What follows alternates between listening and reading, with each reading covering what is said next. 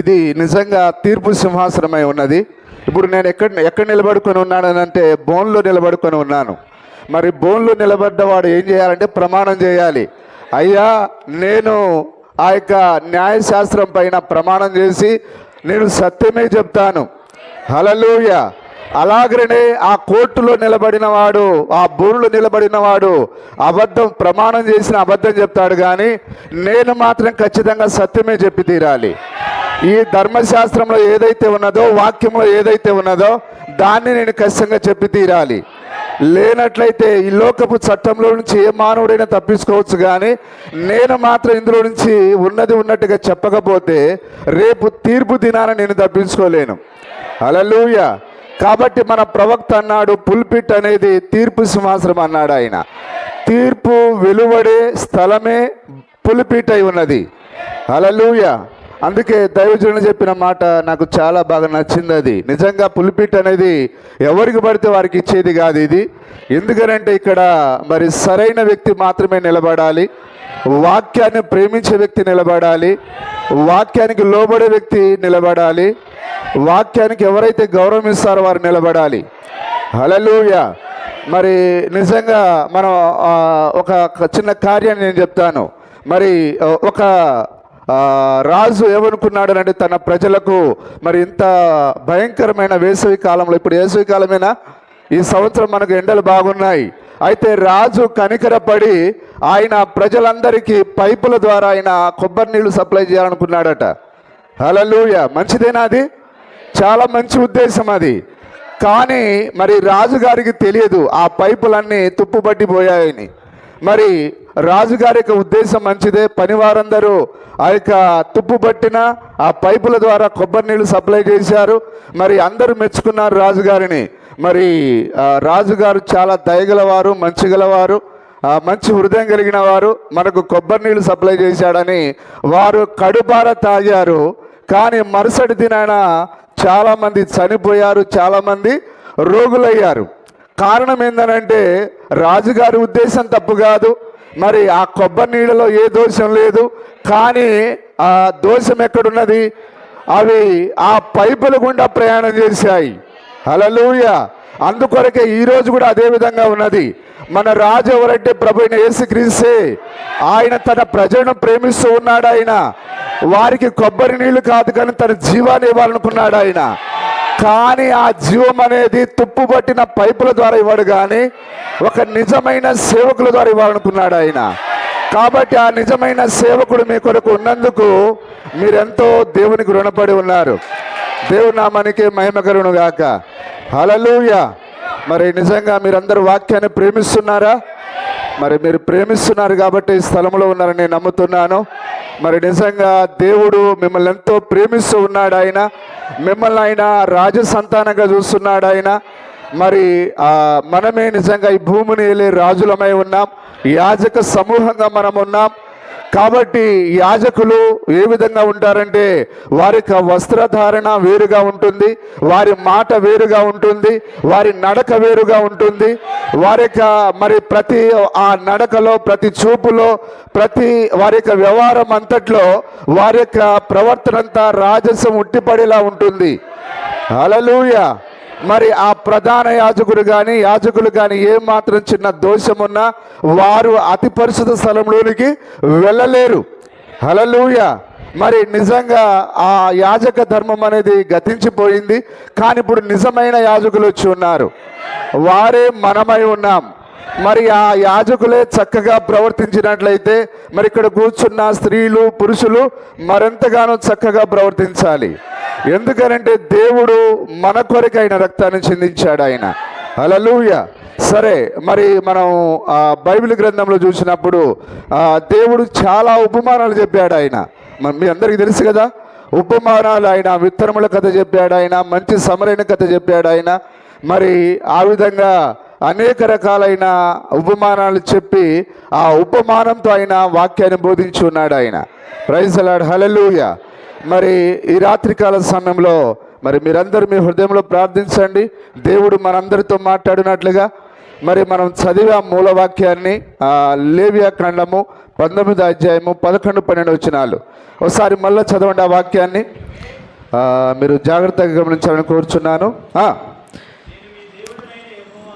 నేను మీ దేవుడైన యెహోవాను మీరు దొంగిలింపకూడదు.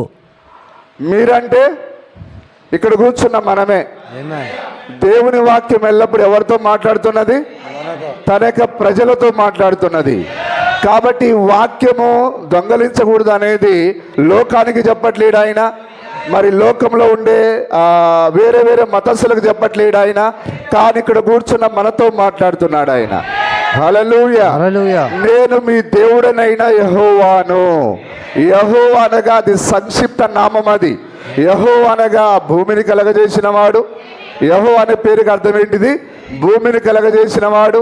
యెహోవా అనే పేరుకి అర్థము ఆకాశమును కలగజేసిన వాడు, సముద్రమును కలగజేసిన వాడు. అన్నిటిని కలిపే షార్ట్ కట్లు ఏమంటారు? యెహోవా అని అంటారు. కానీ ఆయన పేరు కాదు అది. ఎంతమంది నమ్ముతున్నారు? కానీ ఆయన పేరు ప్రభు అయిన యేసుక్రీస్తు. ఆయన శరీరధారిగా జన్మించక ముందు ఆయనకి ఏ పేరు లేదు. నమ్ముతున్నారా? మరి మోసే అడిగాడు, అయ్యా నీ పేరేంటిదని నీ ప్రజలు అడుగుతారు. అప్పుడు నేనేం చెప్పాలంటే నా పేరు యెహోవా అని చెప్పమని చెప్పలేదు ఆయన. నేను ఉన్నవాడను అనువాడను, నన్ను మీ యొద్దకు పంపించానని చెప్పమన్నాడు ఆయన.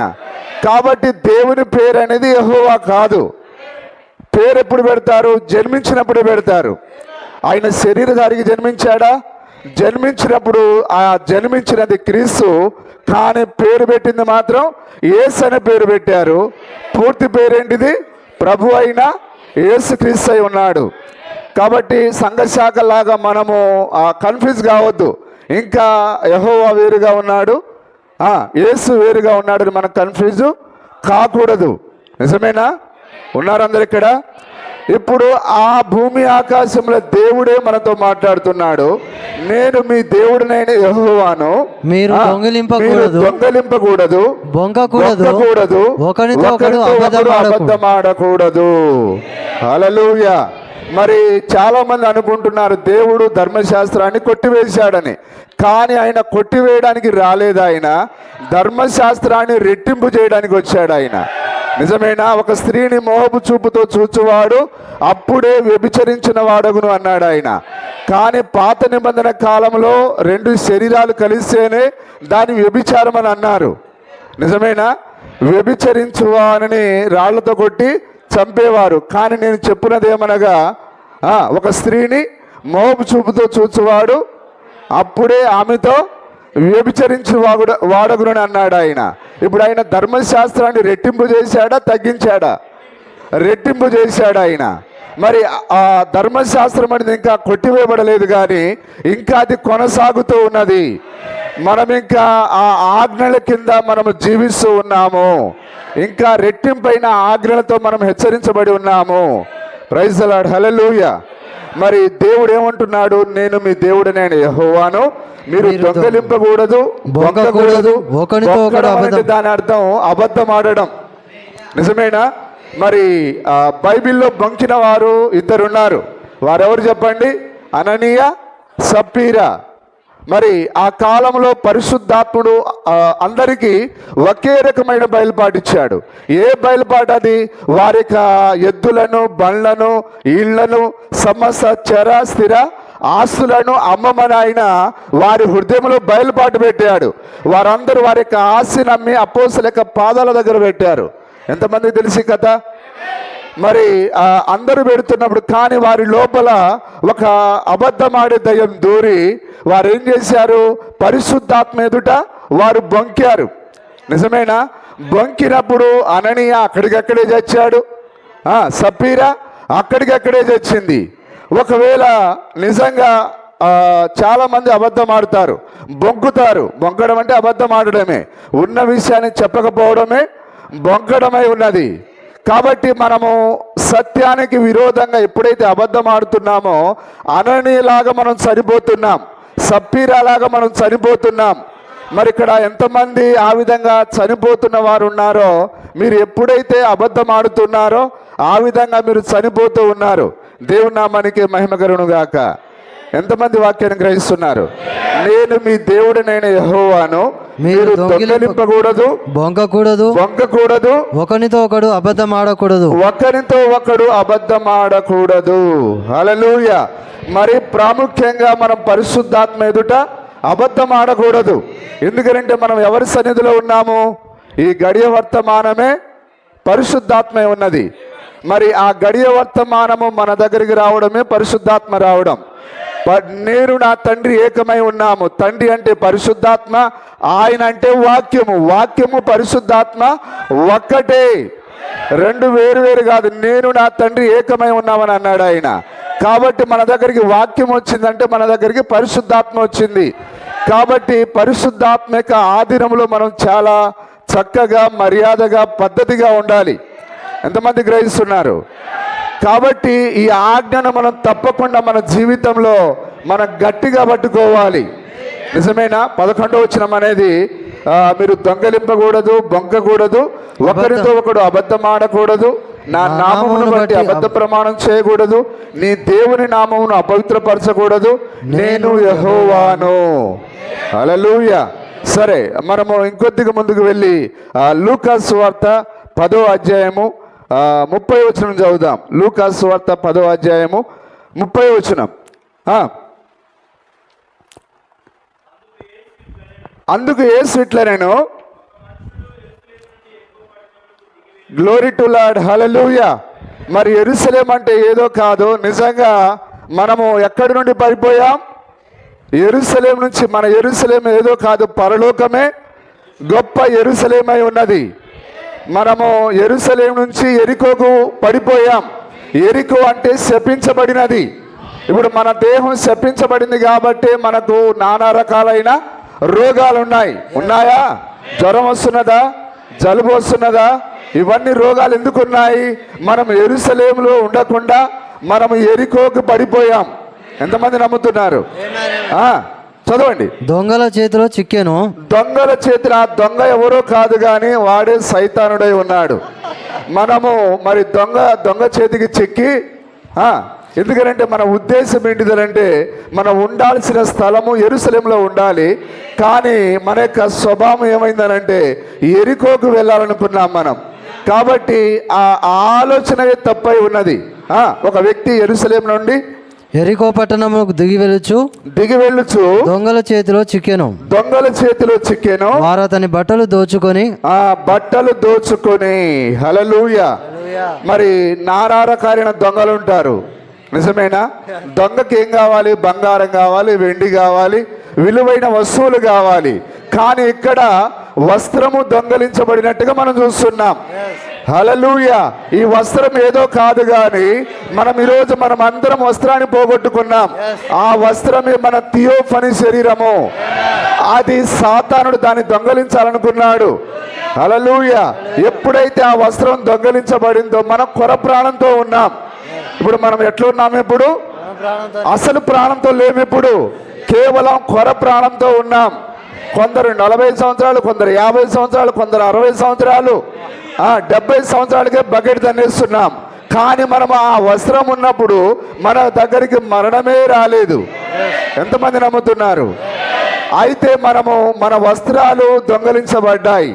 అయితే ఆ సాతానుడి యొక్క మురికి చేతులు ఆ వస్త్రాలను తాకక ముందే అవి అసలైన యజమాని దగ్గరికి వెళ్ళిపోయాయి. Praise the lord. హల్లెలూయా.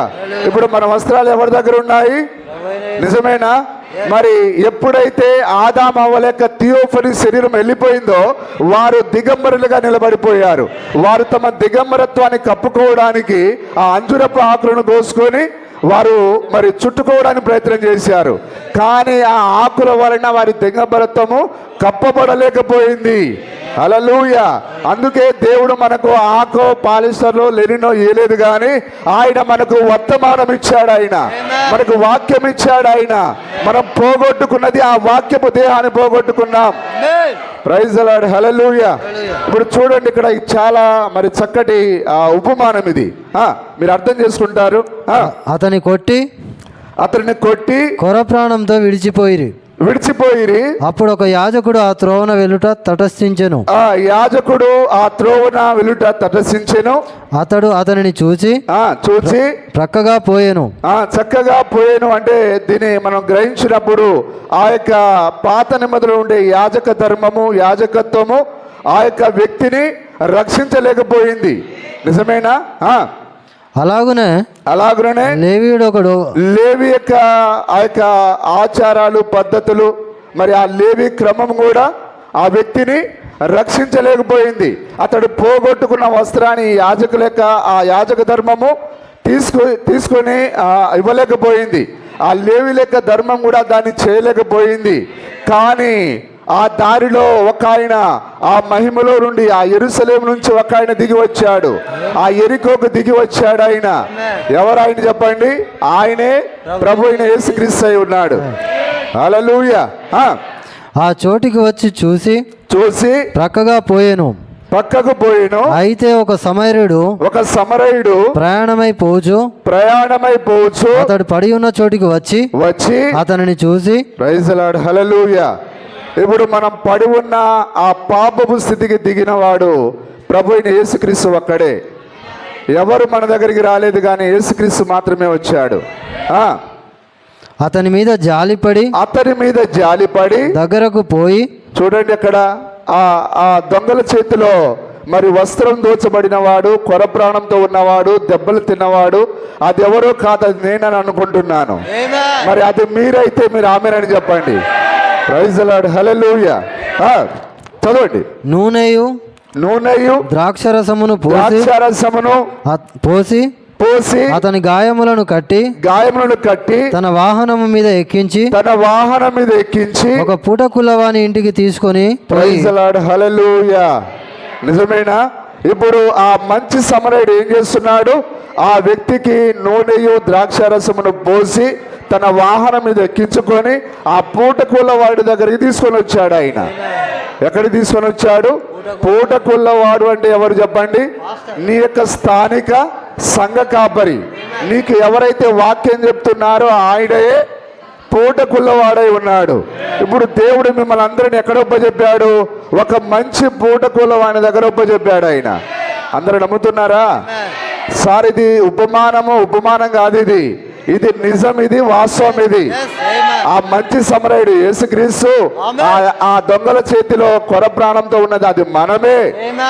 మనని దేవుడు రక్షించేదానికి ఎక్కడో ఒక చోట పెట్టాలి. ఆయన మనల్ని పోషించేదానికి పెట్టాలి. ఆయన ఆ స్థలమే సంఘ కాపరి వాక్యం బోధించే స్థలమై ఉన్నది. ఓకే, చదవండి. మరునాడు అతడు 2 దేనారములను తీసి ఆ పూటకులవానికి ఇచ్చి. ఏంటిది ఆ 2 దేనారాలు? ఒకటి వాక్యము, రెండోది పరిశుద్ధాత్మ. ఒకటి వాక్యము, రెండోది వర్తమానమై ఉన్నది. ఆయన ఆ 2 దేనారాలను పూటకులవానికి ఇచ్చాడు. ఇదిగో ఈ రెండిటితో ఈ యొక్క గాయం పొందిన వ్యక్తిని పోషించమని అన్నాడు ఆయన. అందుకొరకే నీ సంఘ కాపరి నీకు వర్తమానంతో ఆ యొక్క పోషిస్తున్నాడు, వాక్యంతో పోషిస్తున్నాడు. ఆ మంచి సమరయుడు ఎన్ని దేనారాలు ఇచ్చాడు? 2. ఏంటి చెప్పండి? ఒకటి వర్తమానము, మరొకటి వాక్యము. పక్షిరాజుకి ఎన్ని రెక్కలు ఉన్నాయి? పక్షిరాజు దేనిపైన విశ్వాసం ఉంచుతుంది? తన యొక్క రెక్కల పైన విశ్వాసం ఉంచుతుంది. ఈ పక్షిరాజు దేనిపైన విశ్వాసం ఉంచుతుంది? వాక్యము, వర్తమానము. Praise the lord. హల్లెలూయా. ఇంకిందికి చదవండి. ఇతని పరామర్శించుము, నీవు ఇంకేమైనా ఖర్చు చేసిన ఎడల. ఇప్పుడు మీ బాగోగులు దేవుడు మీ సంఘ కాపరి చేతిలో పెట్టాడు. ఆయన మిమ్మల్ని పరామర్శించడం, మీకు ఏది కొదువుకున్నదో ఆ 2 దేనారాల నుంచి తీసి ఆయన మీకు వైద్యం చేయాలి. ఆయన ఆ పూటకుల్లవాడు నీకు వైద్యం చేస్తాడు, నిన్ను పరామర్శిస్తాడు. నీవు బాగైనంత వరకు, నీవు ఆ నిత్య జీవానికి చేరేంత వరకు ఆ పూటకుల్లవాడే నిన్ను పరామర్శిస్తూ ఉంటాడు. ఇది మీరు ఖచ్చితంగా నమ్మాలి. ఎందుకంటే దాన్ని ప్రభు అయిన యేసుక్రీస్తు స్వయంగా చెప్పాడు.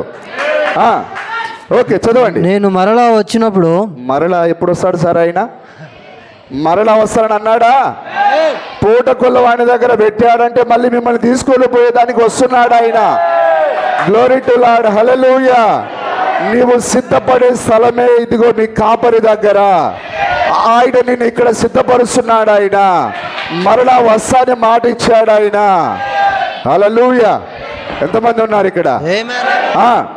ఓకే. అది నీకు తీర్చేదనని అతనితో చెప్పిపోయాను.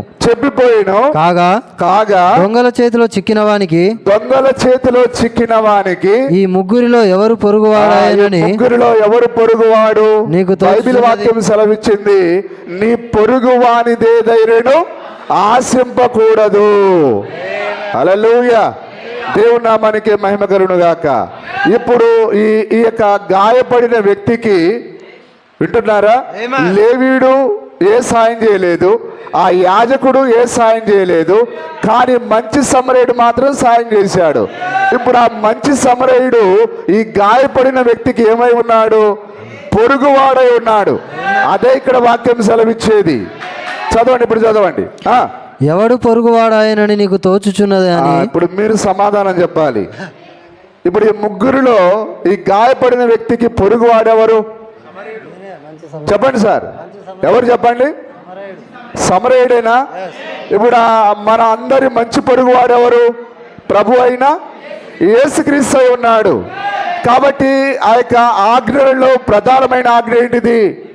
నీ పొరుగువాని దేనినైనా నీవు ఆశింపకూడదు. హల్లెలూయా. ఇక్కడ ఇప్పుడు మనం దొరికిపోతాం. దేవుని నామానికి మహిమ కలుగును గాక. మనం ఏం చేస్తున్నామంటే మన పొరుగువాని సొమ్మును ఆశిస్తూ ఉన్నాం. మనం ఆయనను మంచి పొరుగువాడు అంటున్నాం, కానీ అతని యొక్క సొమ్మును మనం ఆశిస్తూ ఉన్నాం. ఓకే, ఇది మీకు అర్థం కావాలంటే నిర్గమకాండము 20 అధ్యాయం 15 వచనం ఒకసారి చదవండి. నిర్గమకాండము 20 అధ్యాయం 15 వచనం. 20:15. దొంగిలింపకూడదు, నీ పొరుగువాని మీద అబద్ధ సాక్ష్యములు పలకకూడదు. నీ పొరుగువాని ఇల్లు ఆశింపకూడదు. నీ పొరుగువాని భార్యనైనను అతని దాసునైనను అతని దాసినైనను అతని ఎద్దునైనను అతడి గాడిదనైనను నీ పొరుగువాని దగు దేనినైనను ఆశింపకూడదు అని చెప్పాను. పొరుగువానిదగు దేనినైనను ఆశింపకూడదు. వాక్యమేనా సార్ ఇది? ఇది తీర్పు సింహాసనమేనా? ఇక్కడ నుంచి ఏం రావాలి? వాక్యం రావాలి. ఆశింపకూడదు. ప్రజలందరూ ఆ ఉరుములు. సరే, ఆ తర్వాత మనము లేవియా కాండము 19వ అధ్యాయము 11వ వచనం చదువుదాం. సరే, ఇందాక మనం చదివాం అది. ఓకే, మత్తయి సువార్త 19వ అధ్యాయము 18వ వచనం. 19వ అధ్యాయము 18వ వచనం. యేసు ఏమంటున్నాడు? నరహత్య చేయవద్దు, వ్యభిచరింపవద్దు, దొంగిలవద్దు. ఇప్పుడు మనం చదివాం, నీ పొరుగువానిది ఏదైనాను ఆశింపకూడదు. ఇప్పుడు మనం పొరుగువారిని ఏం చేయాలి? ప్రేమించాలి.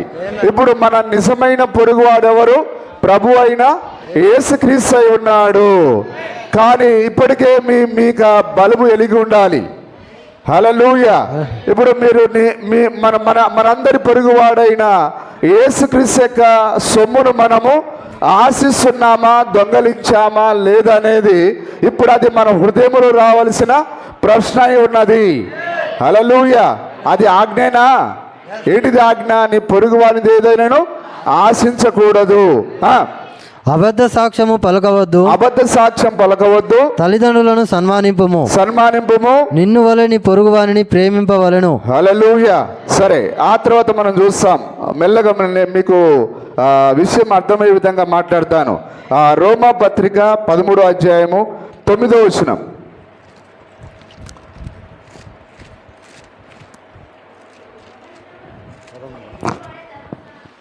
13:9. ఎలాగునగా వ్యభిచరింపవద్దు, నరహత్య చేయవద్దు, దొంగిలింపవద్దు, ఆశింపవద్దు అనునవి మరి ఏ ఆజ్ఞ అయినా ఉన్న ఎడల. ఇప్పుడు పౌలు గారు అక్కడ ఏం మాట్లాడుతున్నాడు అంటే ఆ పదాగ్రహణ గురించి మాట్లాడుతున్నాడు. ఆయన దేని గురించి మాట్లాడుతున్నాడు? పదాగ్రహణ గురించి మాట్లాడుతున్నాడు. అయితే ఇప్పుడు పదాగ్రహణ ఏమైపోయాయంటే ఒకటి దేవుని ప్రేమించుట, రెండోది నిన్ను వలె నీ పొరుగు వారిని ప్రేమించుట. ఇప్పుడు ఆ 10 కలిసి ఆ యొక్క రెండిటితో షార్ట్ కట్ అయిపోయాయి. ఆ 10 రెండిట్లో మాత్రమే సంక్షిప్తం చేశాడు ఆయన. ఎంతమంది గ్రహిస్తున్నారు? 10 ఆజ్ఞలు కొట్టివేయలేదు, కానీ దాన్ని ఆయన షార్ట్ కట్లో ఆ రెండిట్లో దాచిపెట్టాడు ఆయన. దేవుని నామానికి మహిమ కలుగును గాక. మరి ఏ ఆజ్ఞ అయినా ఉన్న ఎడల అదియు నిన్ను వలె నీ పొరుగువాని ప్రేమింపవలెననియు వాక్యంలో నీ పొరుగువానిని ప్రేమింపవలెననియు వాక్యంలో. వాక్యమేనా సార్ ఇది? అందరు ఉన్నారా ఇక్కడ? ఉన్న వాళ్ళందరూ ఆమేన్ చెప్తారా? వాక్యములో సంక్షేపముగా ఇమిడి ఉన్నవి. నేను చెప్పింది రైటేనా?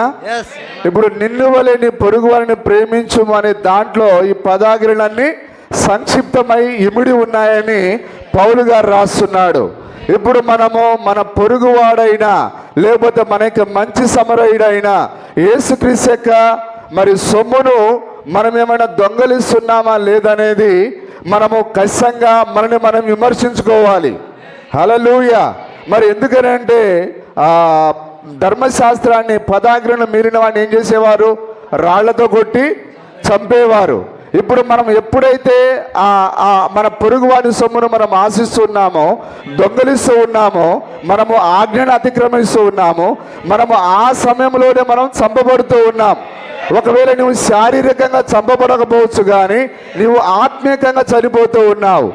నీవు అదే మరణంతో నీవు నిత్య జీవానికి వెళ్ళలేవు, కానీ నీవు జీవంతో నిత్య జీవానికి వెళ్తావు. మరణించిన నీవు ఎలాగన పరలోక రాజ్యానికి వెళ్ళగలవు? హల్లెలూయా. కాబట్టి మనం ఖచ్చితంగా ఈ సమయంలో మరి దేవుని యొక్క మరి కార్యాలను మనం తప్పకుండా గ్రహించాలి. దేవుని నామానికి స్తుతి మహిమ కలుగును గాక. అందరు ఉన్నారా ఇక్కడ? మరి మనము లోకంలో చాలా రకాలైన దొంగల గురించి మనం వింటాం. మరి బస్సు దోపిడీగాళ్ళను మనం చూస్తున్నాం, తర్వాత ట్రైన్ దోపిడీ చేసిన వాళ్ళని మనం చూసాం, నిజమేనా?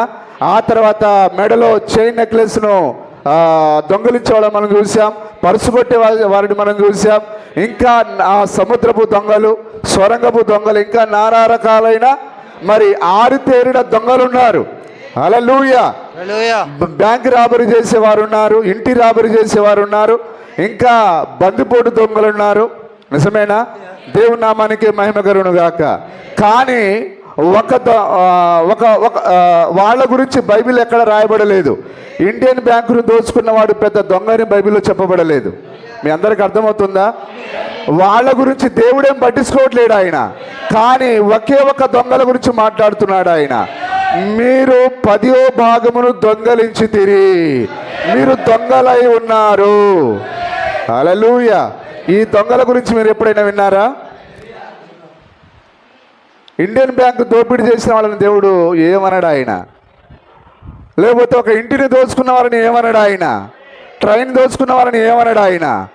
కానీ కేవలము నీవు ఆయన ఆశ్రయిస్తున్న నిన్ను మాత్రము నీవు నా సొమ్మును ఎందుకు దొంగలించావని ఖచ్చితంగా నేను అడుగుతాడు ఆయన. దేవుని నామానికి మహిమ కలుగును గాక.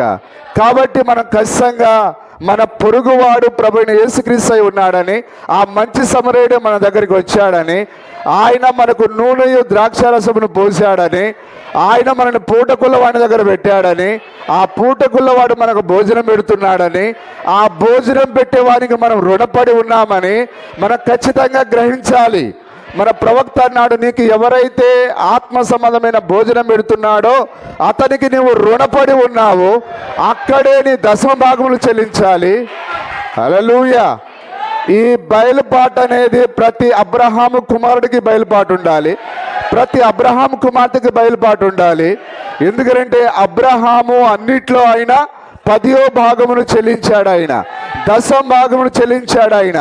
అబ్రహాము ఎక్కడ కూడా ఆయన దొంగతనం చేయలేదు ఆయన. హల్లెలూయా. అయితే ఆ యొక్క 12 గోత్రకర్తలు కానీ, ఇస్సాకు కానీ, యాకోబు కానీ, లేవి గాని అబ్రహాం యొక్క నిజమైన రాజ సంతానం కాదు. నిజమైన రాజ సంతానం కాని వాళ్ళే దేవుని సొమ్ము ఎక్కడ వారు దొంగలించలేదు. కానీ వీఆర్ రియల్ రాయల్ సీడ్, మనమే నిజమైన రాజ సంతానమై ఉన్నాం. హల్లెలూయా. మనం ఎలాగన దేవుని సొమ్మును మనం దొంగలించగలం? ఆ శారీరక సంబంధమైన సంతానమే దేవుని సొమ్మును దొంగలించకపోతే మరి రాజ సంతానం అని చెప్పుకుంటున్న మనము యేసుక్రీస్తు యొక్క రక్తం మనలో ప్రవహిస్తున్నది. యేసుక్రీస్తులో ఎక్కడైనా దొంగతనపు జాడలు ఏమైనా ఉన్నాయా? మచ్చడాగ్ ఎక్కడైనా ఉన్నదా? ఆయన పైన ఎక్కడైనా దొంగతనపు కేసు నమోదైందా? కానీ నువ్వు ఆయన కుమారుడని కుమార్తెని చెప్పుకొని ఎలాగని నువ్వు దశంభాగాన్ని దొంగలించగలవు? ఎలాగని నువ్వు కానుకలు దొంగలించగలవు? ఎలాగ నువ్వు కానుకలు వేసేటప్పుడు మరి చిల్లర చేయించి 10 రూపాయలు మాత్రమే వేయగలవు? 10 రూపాయలకి ఏమొస్తుందో చెప్పండి? ఐస్ క్రీమ్ రాదు, జ్యూస్ రాదు. నిజమేనా? హల్లెలూయా. ఇది వాక్యంలో నేను మాట్లాడేది, వాక్యమేనా మీరందరూ గ్రహించేది? Praise the lord. హల్లెలూయా. ఒక జ్యూస్ సాగాలంటే ఎంత అవుతుంది సార్? అక్షరాల 40-30 కంటే తక్కువైతే లేదు. కానీ కానుక పెట్టిలో మాత్రం కానుక వేయాలంటే చిల్లర ఎవరి దగ్గర దొరుకుతుందో వానికి ఫోన్ చేసి, అరే చిల్లర తీసుకురావడం మర్చిపోయాను, ఒకసారి చర్చి నుంచి బయటకు వస్తావా, చిల్లర కావాలి నాకు. దాన్ని 10 ముక్కలు చేసి బిడ్డకు ఒక ముక్క, కుమారుడికి ఒక ముక్క, నీకు ఒక ముక్క, నీ భార్యకు ఒక ముక్క. ఎంత దారుణం చూడండి. కానీ మనము నిజమైన రాజ సంతానమై ఉన్నాం. Praise the lord. హల్లెలూయా. మరి ఆ నల్ల జాతి బానిసల గురించి మీకు తెలుసు కదా. వాడు మరి తన దేశానికి తిరిగి వెళ్ళలేడు, తన యొక్క జాతి దగ్గరికి తిరిగి వెళ్ళలేడు. కానీ అతడు బానిసత్వంలో ఉన్నాడు. అతడు మరి ఆ బానిసలకు వేరుగా చాలా హుందాగా నడుస్తున్నాడు. ఆయన బానిసని భయపడట్లేడు. ఆయన ఏమని భావిస్తున్నాడు అంటే, నా తండ్రి ఒక బానిస తెగకు ఆ యొక్క తెగకు ఆయన ఒక రాజు అయి ఉన్నాడు, నేను ఆ యొక్క రాజక కుమారుడను, కాబట్టి నేను కూడా హుందాగా ప్రవర్తించాలి. ఆయన రొమ్ము విరుచుకొని నడుస్తున్నాడు. ఆ చూసేవాళ్ళు అడుగుతున్నారు, మరి బానిసలలో వీడొక్కడే ప్రత్యేకమైన ఒక వాడిగా ఉన్నాడు, ఎందుకు అంతగా రొమ్ము విరుచుకొని నడుస్తున్నాడు వాడనంటే, మరి వారు అన్నారు, అక్కడ ఉన్నవారు అన్నారు, వీడి యొక్క తండ్రి ఒక తెగకు రాజట, వీడు కూడా నేను రాజకు కుమారుడని భావిస్తూ ఉన్నాడు. ఉన్నారా ఇక్కడ? మరి ఆ బానిసయే ఆ విధంగా తన తండ్రిని గురించి అతిశయపడితే, ప్రియమైన సోదరి సోదరుడా, మన తండ్రి ఏ విధంగా రాజై ఉన్నాడు? ఆయన గొప్ప రాజై ఉన్నాడు. ఆయన ఏ విధంగా నువ్వు దొంగతనం చేసి నువ్వు తలను వంచుకుంటావు? దొంగతనం చేసినప్పుడు నువ్వు సిగ్గుపడాల్సిన అవసరం ఏర్పడుతున్నది. కాబట్టి మనము నిజమైన రాజ సంతానం మనము తలెత్తుకొని తిరగాలి, గర్వంగా తిరగాలి. ఎప్పుడు నువ్వు గర్వంగా ఫీల్ అవ్వగలవు? ఎప్పుడైతే నీవు నీ యొక్క రాబడి అంతట్లో నుండి దేవునికి 10వ భాగం ఇస్తావో, అప్పుడు నీవు అబ్రహాములాగా నీవు 2 చేతులు కట్టుకొని నీవు ధీమాగా నువ్వు అటు ఇటు తిరగవచ్చు. కానీ ఎప్పుడైతే నువ్వు దేవుని సొమ్మును దొంగలిస్తావో నువ్వు తప్పకుండా సిగ్గుపడాలి ఖచ్చితంగా. నిజమేనా కాదా? మరి పరలోక రాజ్యంలో మీరు చూసినప్పుడు ఒక్క దొంగ అయినా మనకు కనిపిస్తాడా? నోవాహును చూడండి, దొంగగాడు ఆయన. నిజమేనా? నోవాహు తన ఆస్తిని అమ్మి ఆయన ఏం చేశాడు? ఓడను కట్టాడు. ఏలియా దొంగగాడు అక్కడ, పౌలు దొంగగాడు అక్కడ. విలియం బ్రెనామ్ను చూస్తావు అక్కడ. విలియం బ్రెనామ్ ఈ వర్తమానం కొరకు ఏటి నీళ్ళైనా తాగుతాను, చిన్న బిస్కెట్ ముక్కైనా తిని వర్తమానం కొరకు జీవిస్తాడు. విలియం బ్రెనామ్ ఎంత పేదవాడంటే తన కిటికీ డోరు పెట్టుకోవడానికి డబ్బులు లేక ఆయన గోడె పట్ట కట్టుకున్నాడు. ఆయన బల్బులు అమ్మాడు. ఆయన కరెంటు మీటర్ రీడింగ్ తీశాడు. మరి కరెంటు పోలు స్తంభం ఎక్కాడు. కానీ ఏ రోజు కూడా నేను పేదవాడని చెప్పి దేవుని సొమ్మును ఆయన ఎక్కడా దొంగలించలేదు. నిజమైన ఆయన ప్రతిసారి ఎంత కటిక పేదవాడైనా ప్రతిసారి నమ్మకంగా దేవునికి 10వ భాగం చెల్లించాడు. Praise the lord. హల్లెలూయా. కాబట్టి విలియం బ్రెనామ్ వర్తమానంలో ఉన్నామని చెప్పుకొని మనము ఈరోజు దేవుని యొక్క సొమ్మును దొంగలిస్తే ఖచ్చితంగా మనం సిగ్గుపడాలి. నిజమేనా? దేవుని నామానికి స్తుతి కలుగును గాక. సరే, మనం మెల్లగా వర్తమానంలో మనం చూస్తాం. దానియేలు 70 వారంలో 8వ పేర ఒకసారి చదవండి. దానియేలు 70 వారంలో 8వ పేర ఒకసారి మరి వర్తమానంలో తీసి త్వరగా చదవాలని కోరుచున్నాను. దానియేలు 70 వారంలో 8వ పేర చదవండి సార్.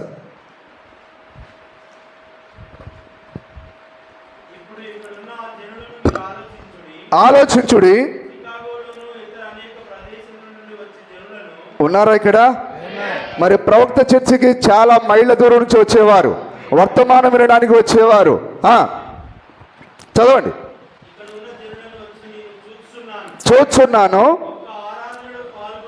ఒక్క ఆరాధనలో పాల్గొనుటకు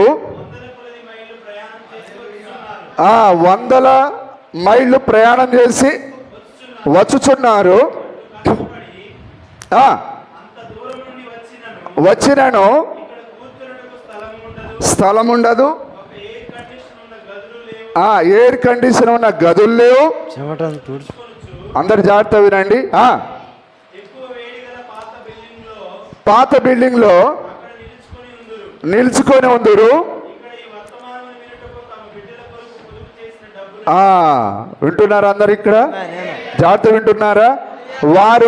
వారు పిసినారులు కాదు, దొంగలు కాదు. బిడ్డ కొరకు పొదుపు చేశాం, ఇది కట్నానికి ఉపయోగపడుతుంది, చదువుకు ఉపయోగపడుతుంది అని ఆలోచించారట వాళ్ళు.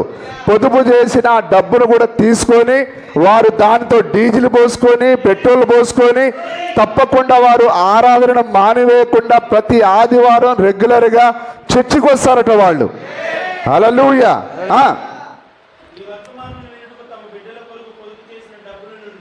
డబ్బుల నుండి తీసుకొని వచ్చున్నారు. ఆ విధంగా ఎవరైతే త్యాగం కలిగి ఉంటారో వారు మాత్రమే ఆవలి గట్టుకెళ్తారు. ఎవరు? ప్రవక్త అన్నాడు, త్యాగం లేకుండా నీవు దేవుని దగ్గర నుంచి అధికంగా పొందుకోలేవు అన్నాడు ఆయన. కాబట్టి మనం తప్పకుండా మనకున్న దానిని మనం త్యాగం చేయాలి. నోవాహు తనకున్న ఆశనంతా త్యాగం చేశాడు, ప్రవక్త తన జీవితాన్ని త్యాగం చేశాడు. అలాగే మనం కూడా అదే విధంగా త్యాగం చేయాలి. చెప్పుదురా? ఇప్పుడు ఎవరి గురించి సాక్ష్యం ఇస్తున్నాడు ఆయన? తన చర్చికి వచ్చే ప్రజల గురించి ఆయనే సాక్ష్యం ఇస్తున్నాడు. ఎవరైనా? ప్రవక్తలలో గొప్ప ప్రవక్త. విలియం బ్రెనామును మించిన ప్రవక్త ఈ ప్రపంచం మీదకి రాలేదు, రాబోరు కూడా. అలాంటి దేవుని యొక్క మనసులో ఉండే ప్రతి మర్మాన్ని ఆయన తీసుకొచ్చి ఆయన మన ముందు ఉంచాడు. ఆయన బైబిల్ గ్రంథం అనేది మనకు అర్థమైంది విలియం బ్రెనామ్ ద్వారానే. హల్లెలూయా. అందరు ఉన్నారా? జగత్ పునాది వేయబడక ముందే దేవుడు ఏం ఆలోచన చేశాడు, ఏం చేశాడు, మనం ఏం కాబోతున్నాం, మనం ఎలా ఉండబోతున్నాము, ఇవన్నీ విషయాలు ఎవరు చెప్పారు మనకు? మోసే చెప్పలేదు, ఏలియా చెప్పలేదు, కానీ మన కాల ప్రవక్త మనకు చెప్పాడు. హల్లెలూయా. అలాంటి గొప్ప ప్రవక్త తన ప్రజల గురించి సాక్ష్యం ఇస్తున్నాడు. నిజమేనా?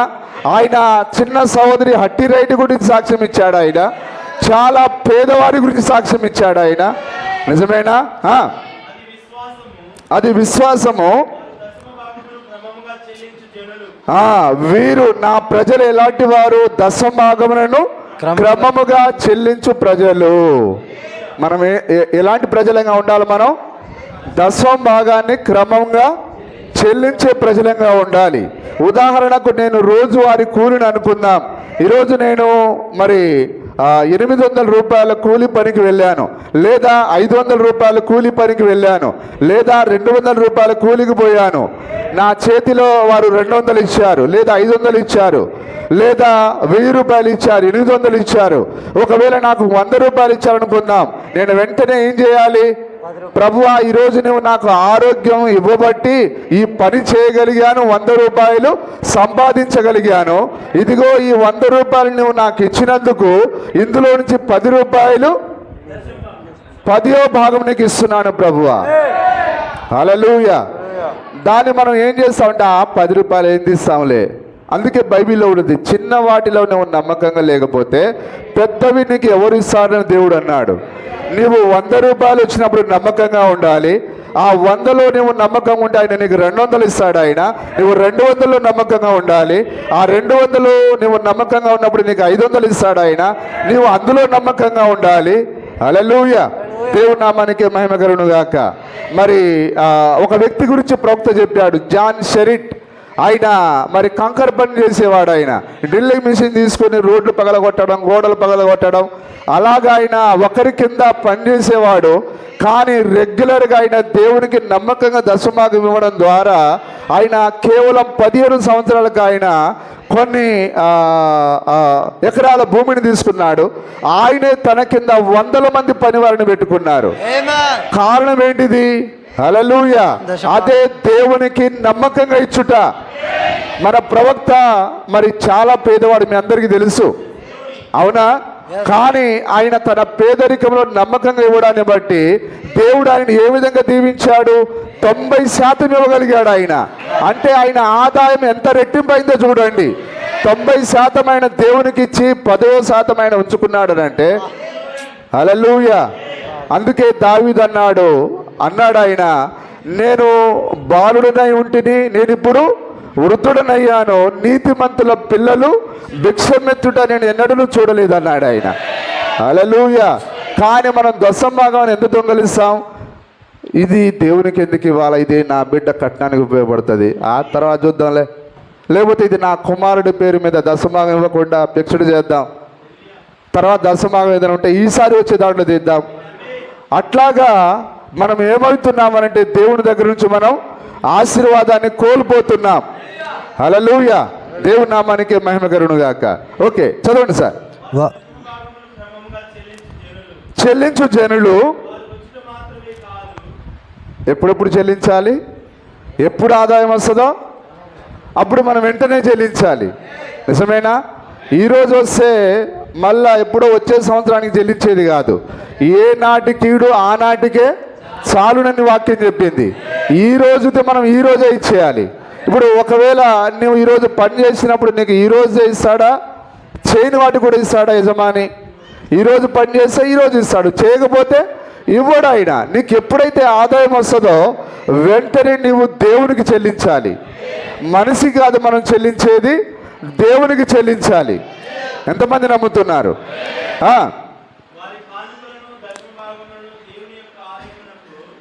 వారి కానుకలను దశంభాగములను దేవుని యొక్క ఆలయమునకు తీసుకొని వచ్చేదారు. మన కానుకలు ఎక్కడికి తీసుకొని రావాలి? ఆలయం యొక్క కానుక పెట్టెలను తీసుకొని రావాలి. మన కానుకలు దశంభాగాలు ఆ కానుక పెట్టెలో మనం వేయాలి. అది దేవుని యొక్క సొమ్మై ఉన్నది. నిజమేనా? హల్లెలూయా. ఏదైతే సరైనదో దాన్ని మాత్రమే వర్తమాన విశ్వాసులు చేస్తారు. మనం వర్తమాన విశ్వాసమేనా? వర్తమాన విశ్వాసులం అయితే మనం తప్పకుండా బయలుబాటు కలిగిన ప్రజలం.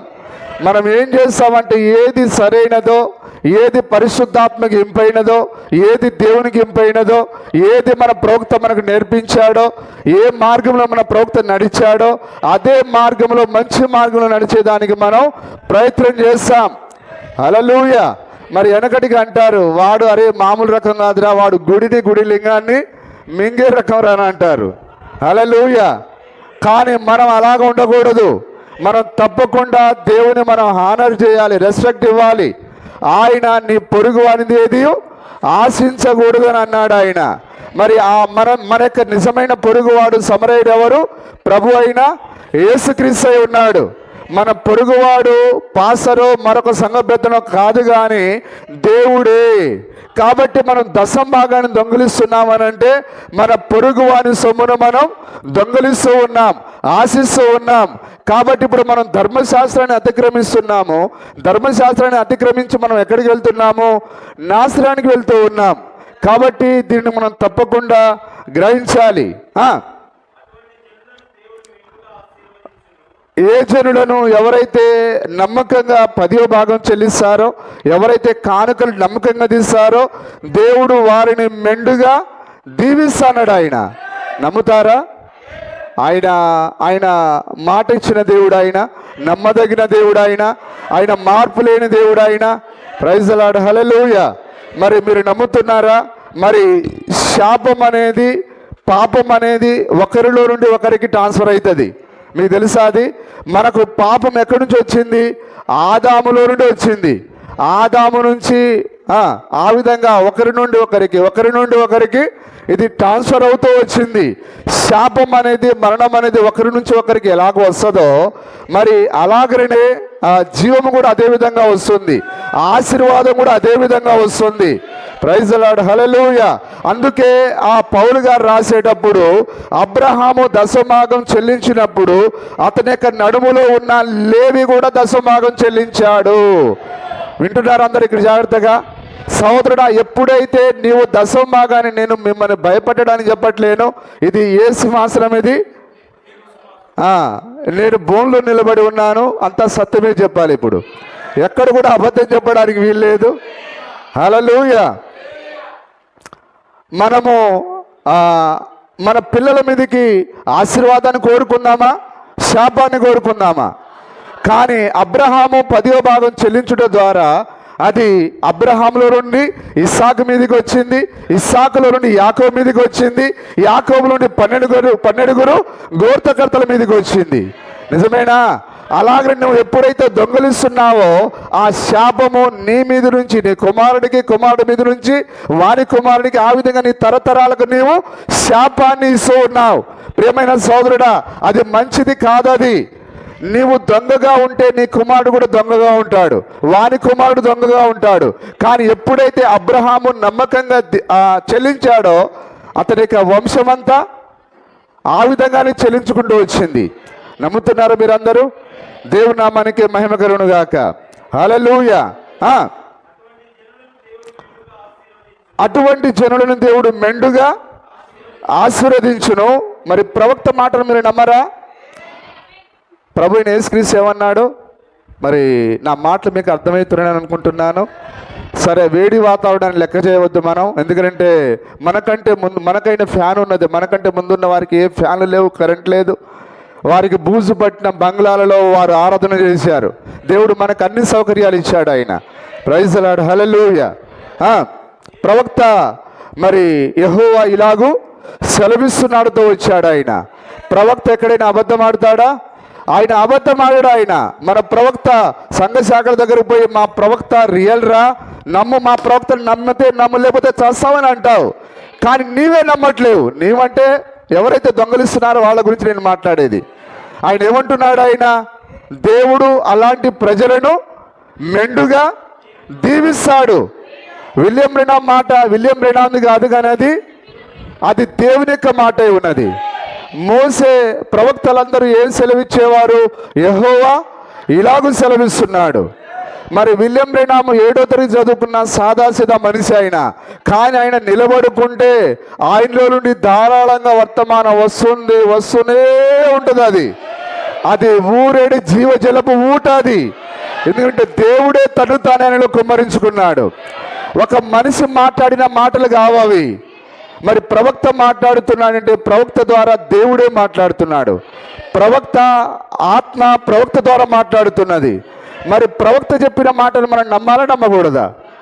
దేవునికి నమ్మకంగా 10వ భాగం ఇచ్చినప్పుడు దీవిస్తాడని అంటున్నాడు ఆయన. నమ్ముదామా అందరం? తప్పకుండా మనం నమ్మే తీరాలి. చదవండి, ఆ మాటను చదవాలి. చాలా అద్భుతమైన మాట ఇది.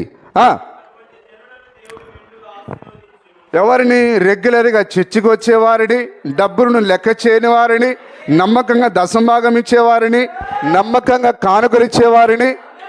హల్లెలూయా. మరి మీకు కథలు వినే మనం, ఎందుకంటే మన పాతకాలపు మన దాదీలు, నాయనమ్మలు, నానీలు మనకు కథలు చెప్పేవారు. మాయలు పగిరి ప్రాణం రామచిలకలో ఉండేదట. ఆ మాయల పగిరి ప్రాణం రామచిలకలో ఉండేదో లేదో, కానీ మన ప్రాణం మాత్రం డబ్బులో ఉంది. మన ప్రాణం ఎక్కడుంది? అమ్మ 100 రూపాయలు ఇస్తే ప్రాణం విలువిల్లాడిపోతుంది. ఇంకా 1000 రూపాయలు కానుకిస్తే మాయల పగిరి చచ్చిండో లేదు, కానీ వీడు మాత్రం ఖచ్చితంగా చచ్చిపోతాడు. 1000 రూపాయలు ఇస్తే ఖచ్చితంగా చావడం మాత్రం గ్యారెంటీ. దేవుని నామానికి మహిమ కలుగును గాక. సార్, ఆ కానుకలన్నీ మీ కొరకే మీరు ఖర్చు పెట్టుకుంటున్నారు. ఆ కానుకల కొరకు మనం పిసినారుగా ఉండాల్సిన అవసరం లేదు. నిజమేనా? ప్రవక్త ఇక్కడ చెప్తున్నాడా? ఆశీర్వదించును. Glory to lord. ఏముంటుంది? కృప. మనం ఎట్లా రక్షింపబడతామని పౌలు గారు చెప్పాడు. కృప చేత మాత్రమే మనము మన గమ్యాన్ని పూర్తి చేస్తాం. మరి నువ్వు దేవుని సొమ్మును దొంగలించినప్పుడు కృప నీకు ఏ విధంగా తోడుగా వస్తుంది? కానుకలను దొంగలించినప్పుడు ఏ విధంగా కృప నీకు తోడుగా వస్తుంది? నిజమేనా? హల్లెలూయా. కానీ దేవుడు మరి నిజంగా ఆయన తన ప్రజలపైన ఆయన నేరం మోపుతున్నాడు. ఆయన నిజమేనా? అది వాక్యంలో రాయబడి ఉందా? ఒకసారి మనం దాన్ని చదువుదాం. మూలవాక్యంలో రాయబడి ఉంది. మలాకి గ్రంథము 3వ అధ్యాయము 7వ వచనం. డినామినేషన్లో మీరు చాలా మంచి ప్రజలు, కానీ డినామినేషన్లలో ఆ పాసర్లు ఒక్కరు కూడా కానుకలు తీయరు, దశమాగలు తీయరు. ఎందుకంటే వారికి ప్రవక్త లేడు కాబట్టి ఏ విధంగా చేయాలో వారికి అసలు బుద్ధి జ్ఞానమే లేదు. డినామినేషన్ పాస్టర్లు అందరూ దొంగలు. వాళ్ళ ముందు కూడా చెప్పమంటే చెప్తాను నేను ధైర్యంగా. నాకు ఏం భయం లేదు. ఏ పాస్టర్ ముందు చెప్పగలను. వాడిని ఫలానా ఆయన పేరు చెప్తేనే వాని చరిత్ర అంతా నేను చెప్తాను. వాడు దేని దగ్గర లొంగుతాడో నాకంతా తెలిసిపోతుంది. వాని గురించి ఏం పెద్దగా మనకు హిస్టరీ చదవాల్సిన అవసరం లేదు. నిజమేనా? Praise the lord, hallelujah. అందుకే మన ప్రవక్త అన్నాడు, నీ స్నేహితుడు ఎవరో చూపించు, నువ్వు ఎలాంటి వాడివో చెప్తా అన్నాడు ఆయన. నీ ఇంటిని నాకు ఒకసారి నీ ఇంటి గోడలు చూపించు, నువ్వు ఎలాంటి వాడివో నేను చెప్తా అన్నాడు ఆయన. నిజమేనా? ఇంటి గోడలను చూసి కూడా చెప్పగలడు ఆయన. ఆవులిస్తే పేగులు లెక్క పెట్టడం కాదు. పేగులు లెక్క పెడితే ఏమొస్తుంది సార్?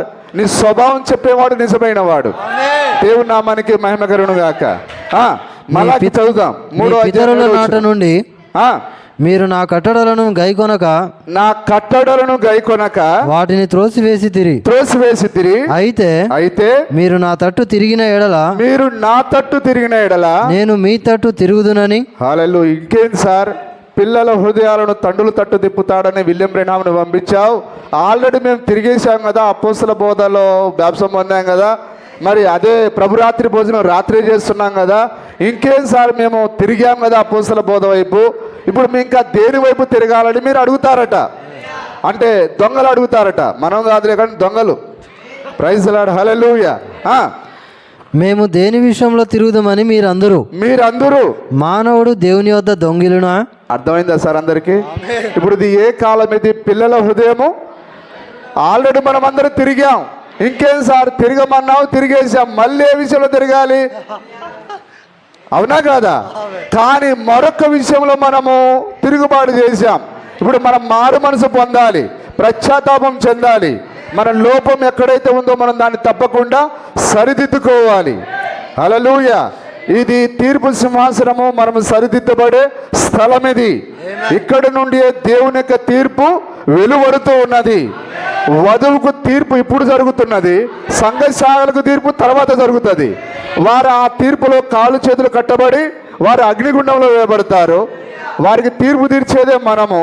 ఇప్పుడు మీకు ఇప్పుడు తీర్పు కావాలా, రేపటి తీర్పు కావాలా? ఎవరు ధనులు చెప్పండి? ఇప్పుడు తీర్పు తీర్చబడిన వారే ధనులై ఉన్నారు. హల్లెలూయా. వారిపైన రెండో మరణమునకు ఏ అధికారము లేదు. అయితే మీరు నా యొద్ద దొంగిలితిరి. దేని విషయంలో మేము నీ యొద్ద దొంగిలితిమని చెప్పండి సార్. ఇప్పుడు మీరు SBI బ్యాంకును దొంగతనం చేశారు, లేకపోతే బస్సును దొంగతనం చేశారు, లేకపోతే ట్రైన్ దొంగతనం చేశారు, బంగారం దొంగతనం చేశారు అంటున్నాడు ఆయన. అయితే మీరు నా దగ్గరే దొంగతనం చేశారు. చూడండి ఇప్పుడు ఎవరు గొప్ప దొంగ చెప్పండి? ట్రైన్ దొంగతనం చేసినవాడా, చైన్ దొంగతనం చేసినవాడా? దేవుణ్ణే దొంగతనం చేసినవాడు పెద్ద దొంగ. వీళ్ళు ఎక్కడుంటారు? మళ్ళీ అదే వర్తమాన పుస్తకం పట్టుకొని, అదే బైబిల్ పట్టుకొని, మళ్ళా మామూలు దొంగలు కాదు వీళ్ళు. దేవుడు చూస్తుండగానే దొంగతనం చేస్తారు. ఆ రోజు ఆయన యూదాని ఏమనలేదు. ఆయన అరే నువ్వు చేసేదేదో చేసుకోరా అన్నాడు ఆయన. ఈరోజు కూడా నేను ఆపడు ఆయన. దశభాగం ఏ బిడ్డ అని ఒక చెంప మీద ఒకటి కొట్టాడు ఆయన. ఆ రోజు యూదా ఎడల ఎట్లయితే ప్రవర్తించాడో నీ విషయంలో కూడా అదే విధంగా ప్రవర్తిస్తాడు ఆయన. దేవుని నామానికి మహిమ కలుగును గాక. అవ్వ చెట్టు పొలం తినేటప్పుడు హే బుద్ధి లేని దానా, ఆ చెట్టు పొలం తింటావా హెట్ అని అనలేదు ఆయన. నిజమేనా కాదా? ఈరోజు కూడా నువ్వు దొంగతనం చేస్తావంటే కుమారుడా వద్దు నాయన దొంగతనం చేయవద్దు అట్లా అంటాడా? ఆ రోజు వాళ్ళని ఆయన వారి ఇష్టానికి వదిలేశాడు. ఈరోజు ఆయన నీ ఇష్టానికి నేను వదిలేస్తున్నాడు ఆయన. కానీ ప్రవక్త అయితే ఆ మాటను ఆయన ఆజ్ఞగా భావించాడు ఆయన. దేవుని యొక్క ప్రతి మాట ఆజ్ఞయే. ప్రవక్త అన్నాడు దేవుని నోటి నుంచి ప్రతి చిన్న మాట కూడా అది వధువుకు ఆజ్ఞ అన్నాడు ఆయన. ప్రైజ్ ది లార్డ్, హల్లెలూయా. మనమే నిజమైన ఆ యొక్క ఇశ్రాయేలుమై ఉన్నాం. ధర్మశాస్త్రాన్ని వారు పాటించారో పాటించలేదో మనకు తెలియదు, కానీ ఈరోజు పడిపోని ఒక వధువు ఉంటుందని ప్రవక్త అన్నాడు. ఆ వధువు ఇక్కడే ఉన్నది. దొంగలించని వధువు, పడిపోని వధువు ఇక్కడే ఉన్నది. హల్లెలూయా. దేవుని నామానికి మహిమ కలుగును గాక. ఇప్పుడు చూడండి, ఇక దేని విషయంలో మేము నీ యొద్ద దొంగిలితిమని మీరందరూ 10వ భాగమును ప్రతిష్ఠితార్పణలను ఈయక దొంగిలితిరి. ఈ జనులందరూ నా యొద్ద దొంగిలిచునే ఉన్నారు. నా యొద్ద దొంగిలితూనే ఉన్నారు. మీరు శాపగ్రస్తులై ఉన్నారు. చూసారా? ఇప్పుడు మన పైన ఏమున్నది? శాపం ఉన్నది. ఆ శాపం మన బిడ్డల మీదకి వస్తుంది, వారి బిడ్డల మీదకి వస్తుంది. కానీ అబ్రహాం అయితే ఆయన ఆశీర్వచనం తీసుకొని వస్తున్నాడు. ఆయన ఇప్పుడు మనం క్రీస్తును అంగీకరించడం ద్వారా అబ్రహాం యొక్క సంతానమై ఉన్నాం. కానీ దొంగలించడం ద్వారా మనము ఆ యొక్క దొంగల యొక్క సంతతిగా మారుతున్నాం. కాబట్టి ఇప్పుడు మనం ఎల్లప్పుడూ అబ్రహాం యొక్క సంతతిగానే ఉండాలని దేవుడు కోరుకుంటున్నాడు. మీరు కూడా అలాగనే కోరుకుంటున్నారా? మీరు శాపగ్రస్తులై ఉన్నారు. నా మందిరంలో ఆహారం ఉండునట్లు 10వ భాగం అంతయు ఆహారం అంటే ఏంటి సార్? మనం మధ్యాహ్నం తినే బువ్వ గురించి కాదు అది. నీకు వాక్యము ప్రకటించబడాలంటే నువ్వు తప్పకుండా నీ విధిగా నీవు 10వ భాగం చెల్లించాలి. తప్పకుండా కానుకలు చెల్లించాలి. మనుషుడు రొట్టె వలన కాదు, దేవుని నోటి నుంచి ప్రతి మాట వలన జీవిస్తాడు. మందిరంలో ఆహారం అంటే నీకు వాక్యము బోధించబడాలంటే, వాక్యము వర్తమానం నీకు అందించబడాలంటే నువ్వు తప్పకుండా 10వ భాగాన్ని దేవునికి ఇవ్వాలి. మరి నెహెమ్యా కాలంలో ఏం జరిగింది? ఆ ప్రాకారములు కాల్చివేయబడ్డాయి. నెహెమ్యా రాజు దగ్గర సెలవు తీసుకొని ఆయన ఆ ప్రాకారములు కట్టడానికి వచ్చాడు. ఆయన ఒక చేతిలో కత్తి పట్టుకొని మరొక చేతితో వారు ఆ ప్రాకారములు కట్టి ఉన్నారు. నిజమేనా? కానీ ఆ కాలంలో వారు ధర్మశాస్త్రాన్ని పాటించకుండా ఎక్కడోళ్ళు అక్కడ దేవునికి విరోధంగా మారిపోయారు.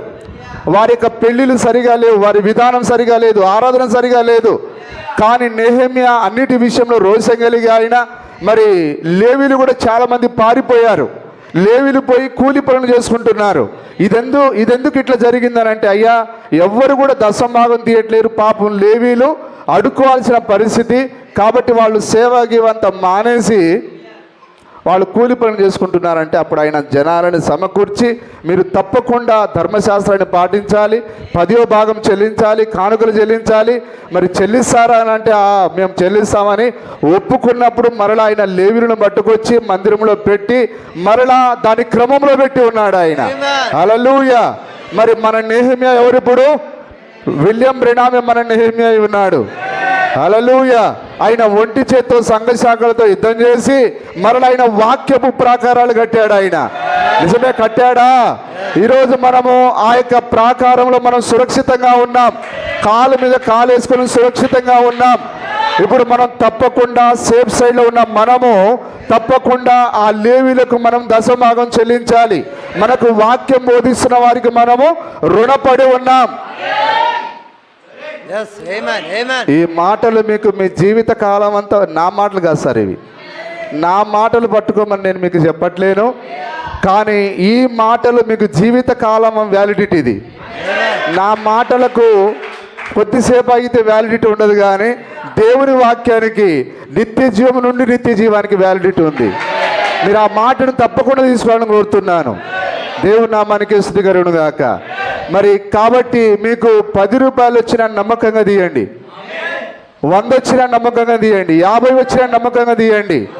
దాన్ని మీరు ఆలస్యం చేయకూడదని వాక్యం చెప్పింది. దేవుని నామానికి మహిమ కలుగును గాక. ఉదాహరణకు నీకు ప్రాణం పోతున్నది, దేవుడు సరే తర్వాత చూద్దాంలే అని అనుకున్నాడు అనుకోండి, నువ్వు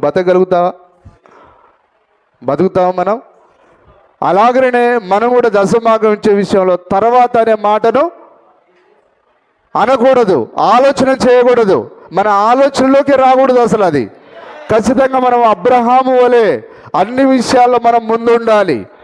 హల్లెలూయా. నా మందిరంలో ఆహారం ఉండునట్లు 10వ భాగం అంతయు మీరు నా మందిరపు నిధిలోనికి తీసుకొని రండి. దీన్ని చేసి మీరు నన్ను శోధించిన ఎడల శోధించేదాకా ఆగడు సార్ ఆయన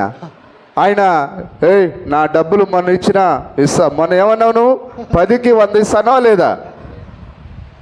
మనిషికైతే నువ్వు అట్లా అడగాలి, అవునా కాదా? కానీ ఆయన నన్ను శోధించమని అని చెప్పిన దేవుడు నువ్వు అడిగేదాకా ఆగడు ఆయన. నువ్వు ఎప్పుడైతే ఇస్తావో దానికి రెట్టింపు చేస్తాడు ఆయన. ఇది ఏ కాలం అంటే ₹1 1000 రెట్లు ఇస్తాడు ఆయన. మన ప్రవక్త అన్నాడు, నువ్వు ₹1 ఇచ్చినప్పుడు దేవుడు దానికి 1000 రెట్లు ఇస్తాడు అని చెప్పాడు ఆయన. Praise the lord, hallelujah. అందుకే అంత పేదవాడైన విలియం బ్రెనహాము దీవించబడ్డాడు.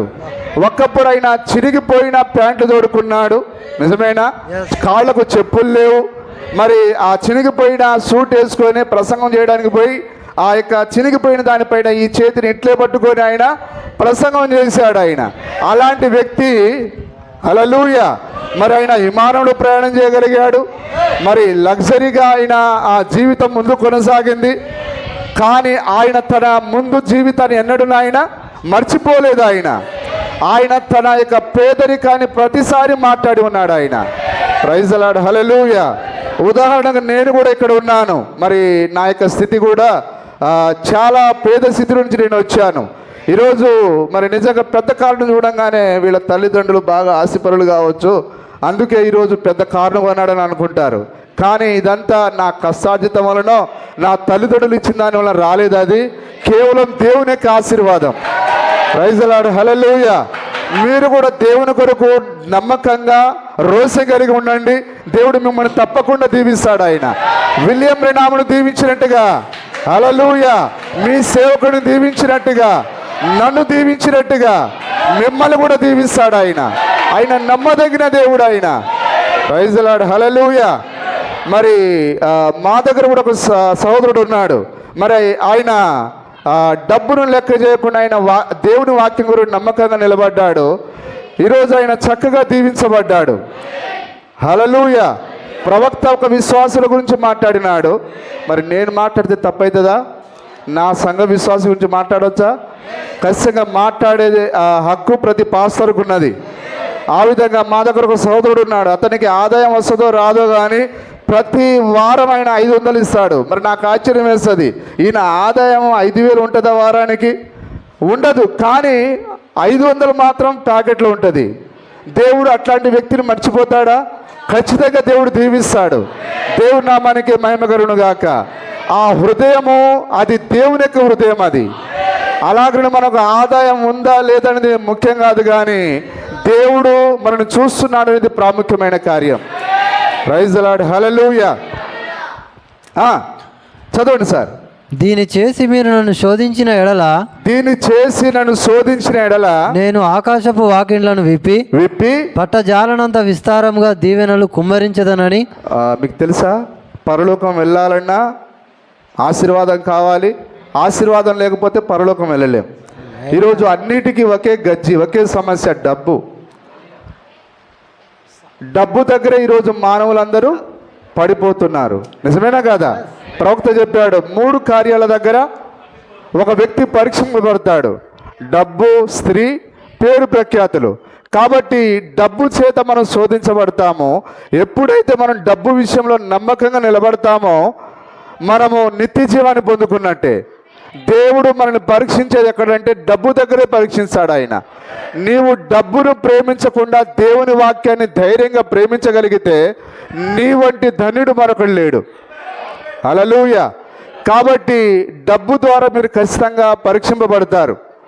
ఆ పరీక్షలో మీరు డబ్బును ప్రేమించకుండా దేవుని వాక్యాన్ని ప్రేమించండి. విలియం బ్రెనహాం డబ్బును ప్రేమించలేదు, కానీ దేవుని వాక్యాన్ని ప్రేమించాడు ఆయన. మరి ఆయన బాలుడుగా ఉన్నప్పుడు ఆయనను ఒక ఆయన మరి వేరే ఎవరికో షూట్ చేయబోయి ఆ తుపాకీ పేలి ఆయన 2 కాళ్ళు పేలిపోయాయి. నిజమేనా కాదా? అప్పుడు ఆయన అప్పు చేసి వైద్యం చేయించుకున్నాడు.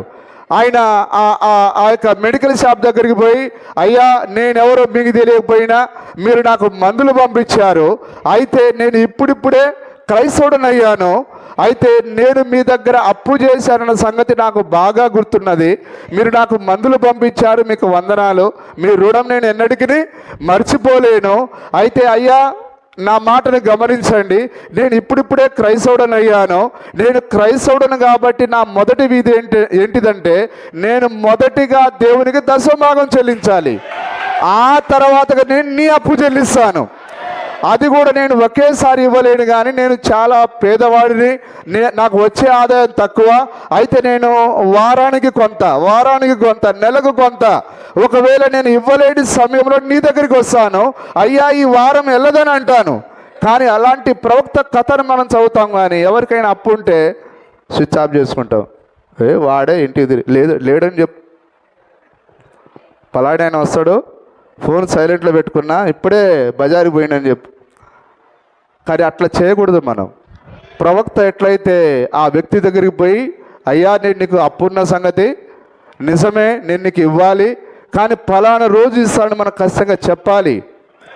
అప్పులున్నవాడు పరలోక రాజ్యాన్ని పోవడని ప్రవక్తే అన్నాడు. ఎంతమంది తెలిసేది? అంటే అప్పులున్నవాడు, దాని అర్థం నా అర్థాన్ని భావాన్ని మీరు అర్థం చేసుకోనండి. అంటే అప్పులు ఎగ్గొట్టిన వాడు పోలేడు. ఖచ్చితంగా మనం ఎవరికి రుణపడి ఉండకూడదని వాక్యం చెప్పింది. మనం ఎవరికి అచ్చి ఉండరాదని ప్రవక్త అన్నాడు. మనము చెల్లించవలసిన రుణాలన్నీ చెల్లించాలి. ఎగ్గొడతాననే మనసు మనలో ఉండకూడదు. డబ్బులు ఎగ్గొట్టేవాడు ఎగరలేడు గాలిలో, ఆ డబ్బులు వాడిని లాగేస్తాయి కిందికి. సొలొమోను జ్ఞాని చెప్పాడా, భూమి కంటే బరువైనవి 3 కలవు 4 గలవని అన్నాడు ఆయన. కాబట్టి నువ్వు చేసిన అప్పు నిన్ను ఎగ్గొడితే ఆ డబ్బులు గట్ట నేను పైకి పోనీయదు. అది ఇవన్నీ వర్తమానంలో ఉన్నవే, కానీ మనము వాటిని సామాన్యమైన విషయాలు కొట్టిపడేస్తున్నాం. కానీ అది కాదక్కడ. ఖచ్చితంగా ప్రవక్త చెప్పిన ప్రతి మాటతో మన జీవితం పరిష్కారం చేయబడి ముందు కొనసాగాలి. హల్లెలూయా.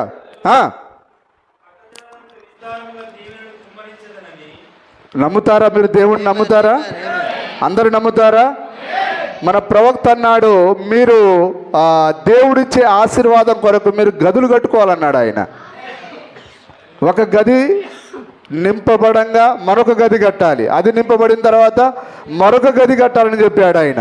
అంటే దేవుడు మనము కొలవలేనంత విస్తారమైన దీవెనలు కుమ్మరిస్తాడు ఆయన. ఎప్పుడు దీనికి ఒక షరతు నియమించబడి ఉన్నది. ఎప్పుడైతే మనం నమ్మకంగా దశమాగం చెల్లిస్తామో మన రాబడి అంతట్లో నుండి, హల్లెలూయా. మా దగ్గర ఒక ఆయన చిన్న చిన్న పనులనే మాత్రం నమ్మకంగా దశమాగం తీస్తాడు, కానీ ఒకేసారి 20 లక్షలు వచ్చినప్పుడు 30 లక్షలు వచ్చినప్పుడు, ఏం సార్ దశమాగం తీయలేదంటే, ఏంటి సంగతి, పాప ఏడ్చింది, వుడ్వర్స్ పట్టమని చెప్పు. అప్పుడు చిన్నప్పుడు యాడ్స్ వచ్చేది. ఈయన కూడా ఏమిటి సంగతి అంటే, మా ఆవిడ అడ్డం వచ్చింది. ఏమిటి సంగతి అంటే, మా అబ్బాయి అడ్డం వచ్చాడు. మరి చిన్న వాటికి ఇచ్చేటప్పుడు అడ్డం రాడా? పెద్ద వాటికి ఇచ్చేటప్పుడు అడ్డం వస్తాడా? ప్రైజ్ ది లార్డ్, హల్లెలూయా. నువ్వు ఇంతకే అమ్మావని ఏమైనా నీ భార్యకు ఏమైనా కలలో వచ్చి చెప్తున్నారా వాళ్ళు? దేవుని భయం కలిగిన వాడు ఏం చేస్తాడు, అయ్యా ఇదిగో నేను దేవుని నమ్ముకున్నాను, నా దేవునికి నేను డబ్బులు ఇవ్వాలి, మా ఆవిడకు ఇదిగో ఇంతకే అమ్మానని చెప్పు. అయ్యా అబద్ధాలు ఆడట్లేవా? దేవుని విషయంలో అబద్ధం ఆడితే ఏమవుతుంది చెప్పండి? ఏమైనా నేరం అవుతుందా? దేవుని నామానికి మహిమ కలుగును గాక. సరే, ఈ విషయాలను మీరు అర్థం చేసుకుంటున్నారని నేను అనుకుంటున్నాను. దేవుడు మిమ్మల్ని దీవించునుగాక. సరే, ఇంకా మనం ముందుకు వెళ్దాం. మీ పంటలను తినే పురుగులను 1 అవర్ అయిపోయింది, ఇంకెంతసేపు నేను మాట్లాడవచ్చు? ఓకే. మీ పంటలను తినివే పురుగులను, మీ పంటలను తినివే పురుగులను నేను గద్దించెదను. అవి మీ భూ పంటలను నాశనం చేయవు. మీ ద్రాక్ష చెట్లు అకాల ఫలములను రాల్పక ఉండునని. ఇప్పుడు మనము ఆశీర్వాదం యొక్క తాళపు చెవి ఇది. ఎవరికైనా ఉన్నారా సార్ ఇక్కడ? దేవుని సొమ్మును దొంగలించి మీరు దీవించబడలేరు. ప్రతి దానికి ఒక తాళపు చెవి ఉన్నది. ప్రవక్త ద్వారములకు తాళపు చెవిని వర్తమానం బోధించాడా? హల్లెలూయా. ప్రతి దానికి ఒక తాళపు చెవి ఉందని చెప్పాడు ఆయన. అలాగనే పరలోకపు రాజ్యపు తాళపు చెవి ఎవరికి ఇచ్చాడు ఆయన? పేతురుకి ఇచ్చాడు ఆయన. ఇప్పుడు ఆశీర్వాదపు తాళపు చెవి ఎక్కడ ఉన్నది? మలాకి 3:9 రాయబడి ఉన్నది. అదే దేవునికి మనం నమ్మకంగా దశమభాగం చెల్లించినప్పుడు ఆయన పట్టజాలంత దీవెనలు ఆశీర్వాదాలు కుమ్మరిస్తాను అని అన్నాడు ఆయన. నిజమేనా? ఇప్పుడు దేవుడు ఏం సార్ ఈ విషయంలో డబ్బు దగ్గర మాత్రం యేసు ప్రభు నమ్మనండి, పరలోకం ఇస్తాడంటే నమ్ముతా, కానీ ఏమో నా డబ్బులు తీసుకుని మళ్ళీ ఇస్తాడా? తలుపులు వేసుకుంటేను నాకెప్పుడు ఇచ్చేవారా అంటేను. సార్ పరలోకం అంటే నేను నమ్ముతా, కానీ ఈ డబ్బు దగ్గర మాత్రం నమ్మలేను. నేను అంటాను, సహోదరుడా, సహోదరి, నిన్ను ఆయన డబ్బు దగ్గరే నీవు ఆయనని నమ్మలేకపోతే రేపు పరలోకం ఇస్తాడని గ్యారెంటీ ఏమున్నది? చెప్పండి, నిజమేనా కాదా? నిన్న ఆయన మాట ఇచ్చి నిన్ను దీవించకపోతే రేపు నీకు పరలోకం ఇస్తాడని చెప్పిన వాడు ఇస్తాడని గ్యారెంటీ ఏంటిది? కానీ ప్రియమైన సోదరుడా, వాక్యం చెప్పింది ఆయన వాగ్దానం చేసిన వాడు నమ్మదగిన వాడని చెప్పింది. ఆయన మాట తప్పని వాడని చెప్పింది. ఆయన మాట తప్పడు. ఆయన దేవుడు చేయలేని ఒకే ఒక కార్యం మాట తప్పడం. ఆయన చేయలేడు. ఆయన మాట ఖచ్చితంగా నిలబెట్టుకుంటాడు. ఆయన దేవుని నామానికి స్తుతి కలుగును గాక. నమ్ముతారా ఈ రోజు నుంచి ఖచ్చితంగా? అక్కడే ఆ మలాకి 3:9 అనేది డబ్బు యొక్క తాళం చెవేది. మీకు ఆశీర్వాదం కావాలంటే ఎప్పుడు దాన్ని మీరు గుర్తుపెట్టుకోవాలి. దాని ఎల్లప్పుడు మీరు రాసుకోవాలి. ప్రైజ్ ది లార్డ్, హల్లెలూయా, హల్లెలూయా. అప్పుడు ఆ తర్వాత మనం చూద్దాం వర్తమానంలో నుండి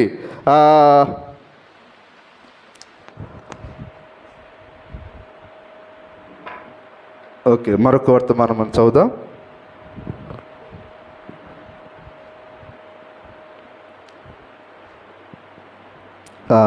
సాక్షులు 65వ పేర. సాక్షులు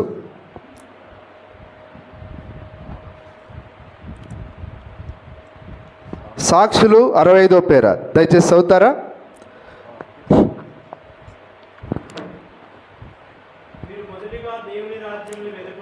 మొదటిగా దేవుని రాజ్యమును వెతుకుడి. దేవుడు ఏమన్నాడు? మొదట నా నీతిని రాజ్యమును వెతుకుడి. హల్లెలూయా. మరి డబ్బు లేకుండా ఈరోజు మన కుటుంబాలు ముందుకెళ్తాయా? డబ్బు లేకుండా మన దైనందిన జీవితము ముందుకు కొనసాగదు. డబ్బు అనేది ప్రధానమైన అంశం ఈరోజు మన కుటుంబాలలో. కాబట్టి డబ్బు సమస్యతో ప్రతి కుటుంబము ఇబ్బంది పడుతూ ఉన్నది. కాబట్టి ఆ డబ్బు విషయంలో మనం దీవించబడాలంటే మొదటగా మనం దేవుని యొక్క నీతిని రాజ్యాన్ని వెదకాలి. హల్లెలూయా. మరి ప్రవక్త యొక్క వర్తమానమే నీతి అయి ఉన్నది. ప్రవక్త యోహాను నీతి మార్గమున వచ్చాడు. ప్రవక్తలందరూ నీతి మార్గాన వచ్చారు. ప్రవక్త యొక్క మాటకు నువ్వు లోబడమే దేవుని యొక్క నీతిని వెదకడం. ప్రవక్త యొక్క వర్తమానాన్ని నువ్వు గైకొనడమే ఆయన రాజ్యాన్ని వెదకడం. మొదట నా నీతిని రాజ్యమును వెదుకుడి, అది సత్యమేనని. ఇప్పుడు మీకు ఎవరికైనా సాక్ష్యము ఇవ్వడానికి సమయం ఇవ్వమంటారా? ఏమని సాక్ష్యం ఇవ్వాలట? నేను మలాకి 3:9 ప్రకారం నేను నమ్మకంగా దశమభాగం ఇచ్చాను. దేవుడు నన్ను దీవించాడు. ఈ రోజుకి ఆయన దీవిస్తూనే ఉన్నాడు. నన్ను ఆయన ఎక్కడ కూడా కరువు రానియకుండా దీవించాడు ఆయన అని ఆ మాటకు సాక్ష్యం ఇచ్చేవారు కావాలట. హల్లెలూయా. దేవుని యొక్క మొదటగా నీతిని రాజ్యాన్ని నేను వెతికినప్పుడు దేవుడు నాకు ఇవన్నీ అనుగ్రహించాడు అని చెప్పే సాక్షులు కావాలి. హల్లెలూయా. ఒక సాక్షి ఉన్నది దేవునికి. ఏలియా కాలంలో సారెపాత విధవరాలు, ఆమె మొదటగా దేవుని యొక్క నీతిని రాజ్యాన్ని వెతికింది. హల్లెలూయా. ఆమె ఆ 3.5 సంవత్సరం కరువు కాలంలో ఏ కొదవ లేకుండా, ఏ కరువు లేకుండా సమృద్ధిగా పోషించబడింది ఆమె. ఆ సారెపాత విధవరాలను మీరు అడగండి, నిలబెట్టి, అమ్మ నీ సాక్ష్యం చెప్పమంటే ఆమె అంటది, అయ్యా నేను మొదట దేవుని నీతిని రాజ్యాన్ని వెతికాను. దేవుడు నా భౌతిక సంబంధమైన అవసరాలు తీర్చాడు. ఆయన నాకు రొట్టెనిచ్చాడు, ఆయన నీళ్ళనిచ్చాడు, ఆయన సమస్తాన్ని ఇచ్చాడు ఆయన. మరి సారెపాత విధవరాలకు ఒక సాక్ష్యం ఉన్నది. మరి విలియం బ్రెనామ్ కూడా ఏలియా ఉన్నాడు. విలియం బ్రెనామ్ యొక్క ఒక స్త్రీ ఉండాలి. ఇక్కడ ఉన్నదా? ఆ స్త్రీ ఈ వధువే. ఈమె కూడా ఆ ఏలియాను పోషించేదిగా ఉన్నది. దేవుని నామానికి స్తుతి కలుగును గాక. సరే చదవండి, పూర్తిగా చదవండి. మొదట దేవుని ఉంచుడి. మొదటగా ఎవరిని ఉంచాలి? దేవుని. దేవుడు అంటే వాక్యము. మొదటి స్థానం మనం ఎవరికి ఇవ్వాలి? వాక్యానికి ఇవ్వాలి. ఎక్కడెక్కడ ఇవ్వాలి? చర్చికి వచ్చే దగ్గర మొదటిగా వాక్యానికి సమయం ఇవ్వాలి. నీ కుమారునికి చదువు విషయంలో, పెళ్లి విషయంలో, నిజమేనా? అన్ని విషయాల్లో నువ్వు మొదటి స్థానం ఎవరికి ఇవ్వాలి? దేవునికి ఇవ్వాలి. నీ కుమార్తెను చదివించే విషయంలో ఇది దేవుని చిత్తమేనని కనుగొనాలి. కుమారుని చదివించే విషయంలో ఇది దేవుని చిత్తమేనని కనుగొనాలి. ఒకవేళ నీవు వర్తమానమై ఉండి వర్తమానంలో లేని వానికి పెళ్లి చేయడం దేవుని చిత్తమేనా? కానీ వాక్యం సెలవిస్తున్నది నీవు అన్ని విషయాల్లో మొదటిగా దేవుని ఉంచాలి. నిజమేనా? మొదటగా మీ దశమ భాగములను చెల్లించుడి. అది ఎవరంటున్నారు ఈ మాట? ప్రవక్త చెప్తున్నాడా? దేవుడే ప్రవక్త ద్వారా మాట్లాడుతున్నాడా? మొదటగా మీ దశమ భాగములను చెల్లించుడి. మొదటగా ప్రతిదీ చెల్లించుడి. హల్లెలూయా. ఉదాహరణకు నేను ఇక్కడ ఉన్నాను, నాకు కాలేబ్ గారు నన్ను ప్రేమించి ఒక 1000 రూపాయలు నాకు కానుకగా లేకపోతే ఏదో ఆయన ఇచ్చాడు, ఆయన ప్రేమతో. వెంటనే నేను ఏం చేయాలి? ఆ 2000 రూపాయలు 1000 రూపాయలు ఇచ్చినప్పుడు నేనేం చేయాలి? తీయాలా? నేనే తీయకపోతే నా విశ్వాసం ఎట్లా తీస్తారు? పాస్టర్కే దశమభాగం తీయాలనే బయలుపాటు లేకపోతే ఆయన దగ్గరికి వచ్చే వాళ్ళకి ఏం బయలుపాటు ఉంటుంది? కొండ పోయి కాగును నువ్వు నల్లగా ఉన్నావని చెప్పగలదా? చెప్పండి. అది నల్లదే. కాబట్టి మీది తినాలి మాది తినాలి అన్నట్టుగా ఉంటుంది. దేవుని నామానికి మహిమ కలుగును గాక. కాబట్టి ప్రవక్త యొక్క వర్తమానాన్ని సేవకుడు గట్టిగా రూఢిగా నమ్మేవాడుగా ఉండాలి, సాక్ష్యమిచ్చేవాడుగా ఉండాలి.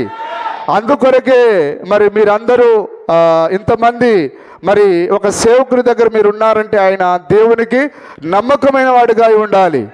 అందుకొరకే మీరందరూ ఒక కాపరి కింద మీరు ఉన్నారు. దేవుని నామానికి మహిమ కలుగును గాక. ప్రతిదీ చెల్లించుడి. దేవునికి చెల్లించుడి. మొదటగా ఉదయమున ప్రార్థించుడి. మొదటగా లేవగానే ఏం చేయాలి? ఆడోళ్ళు అయితే చీపురు పట్టుకోవాలి, మగవాళ్ళు అయితే పేడ తీయాలి. అది కాదు సార్ చేయాల్సింది. మొట్టమొదటగా లేవగానే మోకరించాలి. హల్లెలూయా. మోకరించి ప్రార్థించి ఆ తర్వాత వాక్యాన్ని చదివి ఆ తర్వాత నీ బొచ్చలు రుద్దుకోవాలి, ఆ తర్వాత నువ్వు పేడకలు తీయాలి. ముందే అట్లాంటి పనులు చేయకూడదు. ఎందుకంటే మొదటి స్థానము మనం దేవునికి మాత్రమే ఇవ్వాలి. ఒకవేళ నువ్వు దేవుని దగ్గర ప్రార్థన చేయకుండా నువ్వు బొచ్చలు రుద్దావనుకో, నీ దేవుడు ఎవరు? బొచ్చే నీ దేవుడే ఉన్నాడు. ఒకవేళ నీవు ప్రార్థన చేయకుండా చీపురు కట్ట పట్టుకున్నావు అనుకో, కొత్త దేవుడు ఈడు, చీపురు కట్ట దేవుడు. కొత్త దేవుడండి ఒక పాట వచ్చింది, కొత్త దేవుడు అండి. వారి కడుపే వారి దేవుడు. కొందరు ఏమనంటే ఎప్పుడు ఈ జానుడి పొట్ట కోసమేనా? ఏడుసారి జానుడి పొట్టని దేవుడు పోషించలేడా? లోకంలో కథలు చెప్పమంటే పిచ్చి కథలు చెప్తారు. నారు పోసిన వాడే నీరు పోస్తాడట. కానీ వాక్యం దగ్గరికి వచ్చేసరికి ఏమో సార్ నమ్మబుద్ధి కావట్లేదు. కానీ మనం ఖచ్చితంగా నమ్మాలి దేవుని వాక్యాన్ని. మొదటగా దేవుని మనం ఉంచాలి. దినమంతా ప్రార్థించుడి. ప్రతి విషయంలో దేవునికి మొదట స్థానమియ్యుడి. మీరు ఒక సాక్షి అయి ఉండేదారు. వాటర్ బాటిల్ ఇవి తాగొచ్చు? ఓకే, గ్లాస్తో నేను తాగలేను.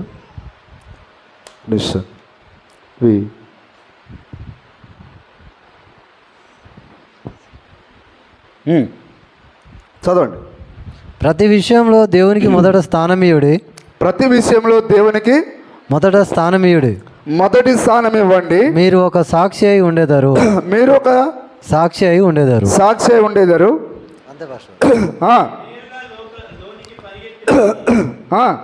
ఆమె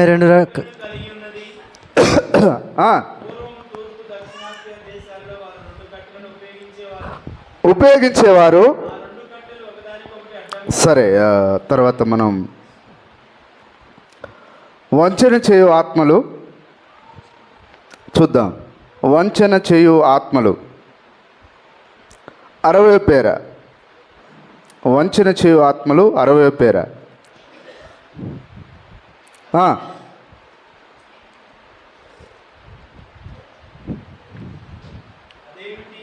అదేమిటి?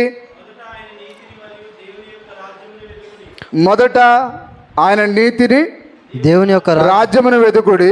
దేవుని యొక్క రాజ్యమును మరియు ఒక చిన్న శబ్దమును కాదు. ఒక శబ్దమును కాదు అంటే శబ్దం అంటే ఏదో విని ఊరుకునేది కాదట. దేవుని యొక్క రాజ్యమును మరియు కొంచెం కొంచెం ఉద్రేకమును కాదు. అంటే విన్నప్పుడే కుక్క అనుకుంటుందట. ఆ చలికాలంలో తీవ్రమైన చలి ఉన్నప్పుడు రేపు పొద్దున్న ఎట్లాగ నేను అంగడి కొట్టుకుపోయి తప్పకుండా గొంగడి కొనుక్కోవాలని అనుకుంటుందట. కానీ పొద్దున్న తెల్లారంగానే ఎండ రాగానే గొంగడి లేదు ఏం లేదనే దుమ్ము దులుపుకొని బయటికి వెళ్ళిపోతుంది. అలాగనే మనం కూడా ఏం చేస్తాం, వాక్యం విన్నప్పుడు ఈసారి నుంచి తప్పకుండా చేస్తాను ఈ కార్యాన్ని అనుకుంటాం. కానీ పరిస్థితులన్నీ తారుమారయ్యేసరికి మనం కుక్కలాగా నిర్ణయం తీసుకుంటాం. కానీ మనం అలాగ ఉండకూడదు. దేవుని యొక్క రాజ్యము మరియు కొద్దిగా ఇది లేక అది కాదు, కొద్దిగా అది ఇది కాదు. అయితే దేవుడు ఆయన నీతి మరియు అన్ని ఇతర కార్యములు నీలో కలిసిపోవును. మొదట ఎవరిని ఉంచాలి? దేవుని ఉంచాలి. ఉన్నారందరు ఇక్కడ? మరి మనము దేవుని వాక్యాన్ని చేయాలన్నప్పుడు మనకు శబ్దం రాదు. కానీ మనం ఏం చేయకుండా, దేవుని కార్యం చేయకుండా, నువ్వు ఓ వధువా నీవెంత ధన్యురాలవు, నీకే పరలోకం, నీవే సుందరివి అని అంటే అప్పుడు మనం గంతేసి ఆనందంతో కేకలు వేస్తాం. కానీ మన తప్పిదాల గురించి మాట్లాడినప్పుడు మాత్రం మనం శబ్దం చేయము. కానీ అప్పుడే మనం ఎక్కువ శబ్దం చేయాలి. Praise the lord, hallelujah. ఇప్పుడు ఆ విధవరాలు అది విన్నది. వినుట వలన విశ్వాసం కలుగును. దేవుని యొక్క వాక్యం వినుట వలన కలుగును. ఆమె అన్నది అది ప్రభు యొక్క వాక్యము. ఎందుకనగా అతడే దేవుని యొక్క పరిశుద్ధమైన మనిషి. ఎవరు? ఏలియా. ఆమె ఎవరికి ఇవ్వాలి? దేవుని యొక్క మనిషికి ఇవ్వాలి. అలాగనే మనము 10వ భాగము సంఘ కాపరికి చెల్లించాలి. అతడు దేవుని యొక్క పరిశుద్ధమైన మనిషి ఉన్నాడు. అతడు దేవుని యొక్క ప్రవక్త మరియు అది సత్యమని నేను ఎరుగుదును. మరియు అదే దేవుని. ఇప్పుడు ఆమె ఏమి చేయాలో ఇరుగు పొరుగు వారిని అడుగుటకు పరిగెత్తలేదు. ఆమె వెళ్ళి ఇతరులతో పంచుకున్నటకు ఆమె వెళ్ళలేదు. ప్రైజ్ ది లార్డ్, హల్లెలూయా. ఒకవేళ ఆహాబు కాలంలో మీరుండి, స్త్రీలు ఉండి ఏలియా మీ దగ్గరికి వస్తే మీరేం చెప్తారు? అమ్మాయి ముసలోడు ఆడ నుంచి వచ్చిండో, ఉన్న ఆ పట్టెడు పిండి, ఆ నూనెట ఆయనకు రొట్టె చేయాలట. మరి ఇదే న్యాయం మీరు చెప్పండి. నేను ఇవ్వమంటావా వద్దంటారా? మీరు ఏం చెప్తే అదే చేస్తా అని ఆ విధంగా ఆమె అక్కడికి పరిగెత్తలేదట. ఆమె తన హృదయంలో ఒక ప్రత్యక్షత కలిగి ఉన్నది. ఈయన దేవుని మనిషి అని ప్రత్యక్షత కలిగి ఉన్నది. హల్లెలూయా. దేవుడు ఏలియాతో ఏమన్నాడు? నిన్ను పోషించుటకు నేను ఒక స్త్రీకి ఆజ్ఞాపించి ఉన్నాను అన్నాడు ఆయన. కానీ దేవుడు వచ్చి ఆమె దగ్గర మాట్లాడలేదు, చేయలేదు. కానీ ఆమె తన అంతరంగంలో ఒక బయలుపాటు కలిగినది. అదే ఏలియా దేవుని మనిషిని నమ్మింది. ఏలియా ప్రవక్తని నమ్మింది. ఆమె అక్కడికి పరిగెత్తలేదు. కానీ ఆమె నేరుగా ఏలియా చెప్పిన మాటకు ఆమె లోబడి ఉన్నది. హల్లెలూయా. ఆమె ఏలియాను పోషించింది, దేవుడు ఆమెను పోషించాడు. మొదట నా నీతిని రాజ్యాన్ని వెదుకుడి, అప్పుడు మీకు ఇవన్నీ అనుగ్రహించబడును అన్నాడు ఆయన. వాక్యమేనాది? హల్లెలూయా. సారెపాత విధవరాల గురించి చెప్పినప్పుడు మనకు చాలా ఇంపుగా ఉంటుంది, చక్కగా వింటాం. కానీ అదే మన జీవితంలో మనం చేయాల్సి వచ్చినప్పుడు మనం భయపడుతూ ఉంటాం. కానీ దేవుడు సారెపాత విధవరాలను పరీక్షించిన దేవుడు ఈరోజు అదే దేవుడు మన ముందు ఉన్నాడు. ఆయన ఆమేన్. మనం ఇస్తామా ఇవ్వమని మనని ఆయన పరీక్షిస్తాడు. ఆయన ఇరుగు పొరుగు వారికి చెప్పుటకై ఇప్పుడు నువ్వు ఏమి ఆలోచిస్తున్నావు? బోధకుడు నా ఇంటి వద్దకు వచ్చి ఇది ఇలా చెప్పాడు సుసి, దీనిని గురించి నీవేమనుకుంటున్నావు అని ఆమె అడగలేదు. పని దగ్గర మాట్లాడతారు ఏమో. మా అయ్యగారు అయితే ఊరికే దశంభాగ గురించి మాట్లాడతాడు. ఆయన దశంభాగ ఇవ్వాలట, మా కష్టార్జితం మేము ఇవ్వాలా? అట్లా నువ్వు మాట్లాడినావంటే పని దగ్గర నీ వంటి భ్రష్టుడు మరొకడు లేడుగా. ఎందుకంటే అది నీ సంఘ కాపరి అడిగేది కాదు, అది దేవుడే దాన్ని అడుగుతూ ఉన్నాడు. హల్లెలూయా. 10వ భాగము నాది అని అన్నాడు ఆయన. అది దేవుని సొమ్ము. దేవుని సొమ్ముని గురించి నువ్వు ఎక్కడ మాట్లాడడానికి వీల్లేదు. నీ బంధువుల దగ్గర మాట్లాడకూడదు, అది దేవుని వాక్యం. అది సారెపాత విధవరాల దగ్గర ప్రవక్త ఆమె గురించి చెప్తూ అదే చెప్తున్నాడు ఆయన. ఆమె సూసి దగ్గరికి వెళ్ళలేదు, మరో దగ్గరికి పోలేదు, తన బంధువుల దగ్గరికి పోలేదు, కానీ ఆమె తానే సొంతంగా నిర్ణయం తీసుకున్నది. ఆమె హృదయంలో బోధించబడింది, హృదయంలో ప్రత్యక్షత కలిగి ఉన్నది. ఆమె ఏలియా దేవుని మనిషిని నమ్మింది, ఆమె దేవునికి మొదటిగా చెల్లించింది. అదే మనం చదువుతున్నాం. ఆమె ఖాళీ చేయుటకు లోపలికి వెళ్ళినది ఆమె విడిచిపెట్టినది. ఆమె ఎక్కువగా పొందుకొనున్నట్లు ఆమె కలిగి ఉన్న దానిని విడిచిపెట్టినది. ఆమె తనకున్నదంతా విడిచిపెట్టినది. హల్లెలూయా. కాబట్టి యేసుక్రీస్తు కూడా ఆ కానుక పెట్టెలో చాలా మంది డబ్బులు వేస్తున్నారు, కానీ ఒక పేద విధవరాలు మీ అందరికంటే ఎక్కువగా వేసిందని అన్నాడు ఆయన. తన ఎక్కువగా అంటే తనకున్న సమస్తాన్ని వేసేసింది. ఆ తర్వాత ఆమె దేవుని చేత దీవించబడింది, దేవుని చేత ఆమె పోషించబడింది. కాబట్టి మన ప్రవక్త అంటున్నాడు, మనం ఎంత సంపాదించామనేది కాదట పాయింట్, ఏదంటే మనం ఎంత వదిలించుకున్నామనేది గొప్ప ఆశీర్వాదం అట. బైబిల్ కూడా అదే రాయబడి ఉన్నదా, పుచ్చుకునుట కంటే ఇచ్చుట ధన్యకరమని రాయబడి ఉన్నది. దేవుని నామానికే స్తుతి కలుగును గాక. ఈ రోజు లోకానికి ఏమి కావాలనన్నా ఒక మంచి పాతకాలపు పద్ధతి నీవు కలిగి ఉన్న దానిని విడిచిపెట్టుట. హల్లెలూయా. కాబట్టి ఆమె నిండుగా పొందుకొనగలుగునట్లు ఆమె ఎట్లయితే నిండుగా పొందుకోవాలంటే మొదటిగా దేవుని నీతిని రాజ్యాన్ని వెతికిందో, అలాగనే మనం కూడా నిండుగా పొందుకోవాలంటే మొదటగా దేవుని నీతిని రాజ్యాన్ని వెదకాలి.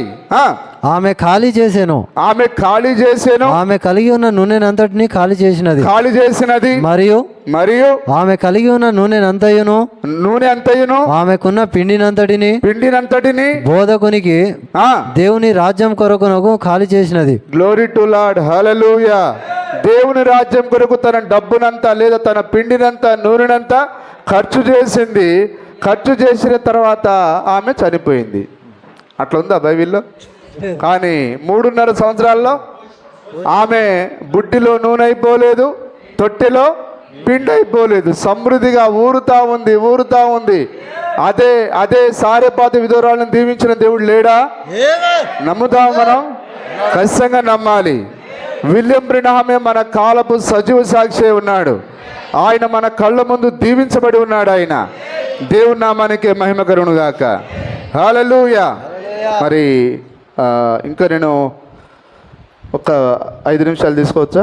ఓకే. చివరిగా ఒక వర్తమానం చదివి ముగిద్దాం.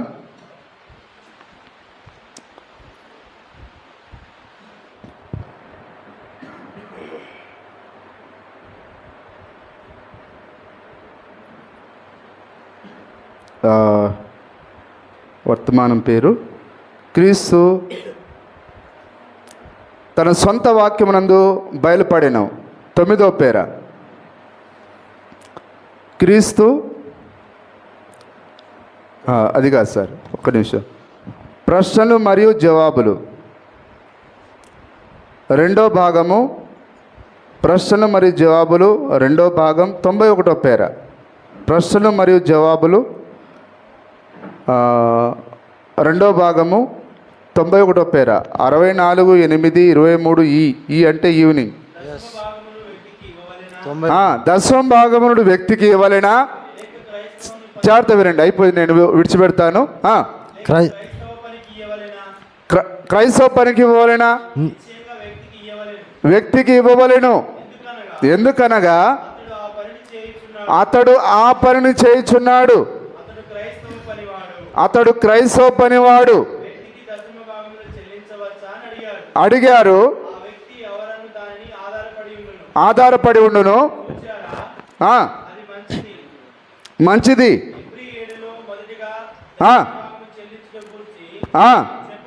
చెప్పబడినది. ఒక్క నిమిషం ఆగండి. సహోదరుడు బ్రెన్హాం రాశారు, రాజులను సంహరించి కలుసుకొని రాయబడి ఉన్నది. అనగా శాలం ఆ, అనగా సమాధానమునకు నీతికి రాజని చదవండి. భావము. ఆయన దేవుడు తప్ప మరెవరూ కాదు. చూచారా, నీవు దశమ భాగమును చెల్లించవలసిన చోటు, ఆ, నీవు ఆహారమును తిరుచున్న చోటే. వింటున్నారు అందరూ? మనం వారం వారం ఏ ఆహారం తింటున్నాం? ఆత్మ సంబంధమైన ఆహారం తింటున్నాం. దేవుడు మనల్ని అందరిని ఎక్కడ ఉపజెప్పాడు? ఆయన ఒక పూటకుల్ల వాడి దగ్గర ఉపజెప్పాడు. ఆయన ఆ పూటకుల్ల వాడు మనని వాక్యంతో పోషిస్తున్నాడు. అక్కడనే మనం ఆహారమును ఆ యొక్క 10వ భాగమును చెల్లించాలి భోజనం చేస్తున్న దగ్గర. ఉదాహరణ, మీరు హోటల్కి వెళ్ళండి, వెళ్ళి మీరు ఆర్డర్ చేస్తారు కాలు మీద కాలు వేసుకొని, తర్వాత ఫుల్గా తిని సార్ బిర్యానీ బాగుంది బ్రేవ్ అని సార్ పోయి వస్తారని అంటే వాడు అంటాడు, చల్ ఎవడన్నా బిల్లు కట్, ఏం మీ అయ్యే సొమ్ము అనుకున్నా ఆ ఊరికే చేసి పెట్టడానికి బిల్లు కట్టు ముందని అంటాడు వాడు. అంటే లోక సంబంధమైన ఆ నశించిపోయే ఆహారానికి మనం బిల్లు కట్టాల్సి ఉంటే, నిజమేనా? దేవుడు నీ కొరకైన తన ప్రాణాన్నిచ్చి కొన్నాడు. ఆయన నిన్ను తన ప్రాణము కంటే ఎక్కువగా ప్రేమించాడు. ఆయన నీ కొరకు తన సమస్యాన్ని దారపోసాడు. ఆయన నీవెందుకు ఆప్టాల నోటు దగ్గర భయపడుతున్నావు? ప్రవక్త చెప్పేది నమ్మండి. చోటు అందరూ దీన్ని జ్ఞాపకం పెట్టుకుంటున్నారా? మనం ఎక్కడైతే ఆహారం తింటున్నామో అక్కడే చెల్లించవలెను. రుణపడి ఉన్నావు. మనము మన సంఘ కాపరికి రుణపడి ఉన్నాం. మనకి ఎవరైతే ఆహారం పెడుతున్నారో వారికి మనం రుణపడి ఉన్నాం. నిజమేనా? వర్తమానమేనా అది? అందరూ ఆమేన్ చెప్తారా? హల్లెలూయా. రుణపడి ఉన్నావు, తీసుకొని రండని యెహోవా సెలవిచ్చున్నాడు. అది సరియేనా? పరిశోధించుడని సెలవిచ్చుచున్నాడు. విప్పి ఆశీర్వచనములను కుమ్మరించెదనని ఆయన చెప్పుచున్నాడు. దశమ భాగమును చెల్లించని ఓ సహోదరి దీన్ని తప్పకుండా పట్టుకోవాలి. దశమ భాగం చెల్లించని సహోదరుడా, ప్రవక్త మనకు సవాల్ చేస్తున్నాడు. ఆయన ఏ స్త్రీనైనా ఏ పురుషుడినైనా సవాల్ చేయుచున్నాను. ప్రవక్తయే సవాల్ చేస్తున్నాడు. హల్లెలూయా. ఎటువంటి ప్రవక్త జీవితం మనందరికీ తెలుసు కదా. అయ్యా వింటున్నారా నతానేలు గారు? ఎటువంటి పరిస్థితులు నేను ఉంటినో, ఎలాగూ నన్ను ఆశీర్వదించేనో. హల్లెలూయా. తప్పకుండా మన గురి ప్రవక్త పైన ఉంచాలి. ఎందుకంటే దేవుడు మొదటి నిర్గమంలో ప్రజలందరి దృష్టిని ఆయన మోసే వైపు తిప్పాడు. ఆయన ఈరోజు మనం చివరి నిర్గమంలో ఉన్నాం. మనము ఎత్తబాటు జరిగే ఈ నిర్గమంలో మనం ఉన్నాం. ఇప్పుడు మన దృష్టిని అంతా ఎక్కడ పెట్టాలి? ప్రవక్త వైపు తిప్పాలి. మనం ప్రవక్తకి వర్తమానం వైపు తిప్పాలి. ఆశీర్వదించాను, నిలబడి ఈరోజంతా చెప్పినా తరిగిపోదు. నేను దశమ భాగం తెలుసా అని అట్లా చెప్పలేదట. ఆయన ఎంతో ఆయన విధేయతగా, దీనుడుగా, ఎంతో హంబులుగా, ఆయన ఎవరికి తెలియకుండా ఆయన చక్కగా దశమ భాగం చెల్లించాడు. ఆయన గర్వించలేదు, కానీ చాలా చక్కగా దీనుడుగా విధేయుడిగా ఆయన దేవునికి చెల్లించాడు. ఆయన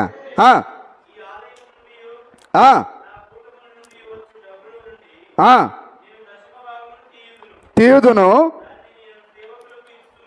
సేవకులకు ఇచ్చుచుందును. హల్లెలూయా. అందుకొరకే నేను కూడా ఏం చేస్తానంటే నా డబ్బును విశ్వాసులకు ఇవ్వను, కానీ నేను సేవకులకు ఇస్తాను. మనం ఎవరమైనా సరే సేవకులకే ఇవ్వాలి. దేవుని నామానికి మహిమ కలుగును గాక. కాబట్టి సేవకుడైనా విశ్వాసి అయినా దేవుని దృష్టిలో ఇద్దరు సమానమే. ఇద్దరు తప్పకుండా దశమ భాగము చెల్లించాలి. ఆ రోజు ఆయన ఇజ్రాయేలుకు దశమ భాగం తీయమన్నాడు. లేవిని కూడా దశమ భాగంలో నుండి దశమ భాగం తీయమన్నాడు ఆయన. హల్లెలూయా. ఇచ్చి వింటున్నారు అందరూ? దేవునికి 90% ఇచ్చి ఆయన 10% ఉంచుకున్నాడు. ఆయన 1% ఉంచుకున్నాడు ఆయన. ఇప్పుడు అలాగనే ఇచ్చే పాస్టర్లు ఎవరైనా మనం కనుగొంటామా? డినామినేషన్లు ఎవరైనా ఉన్నారా? ఎందుకనగా అనుమతించదు.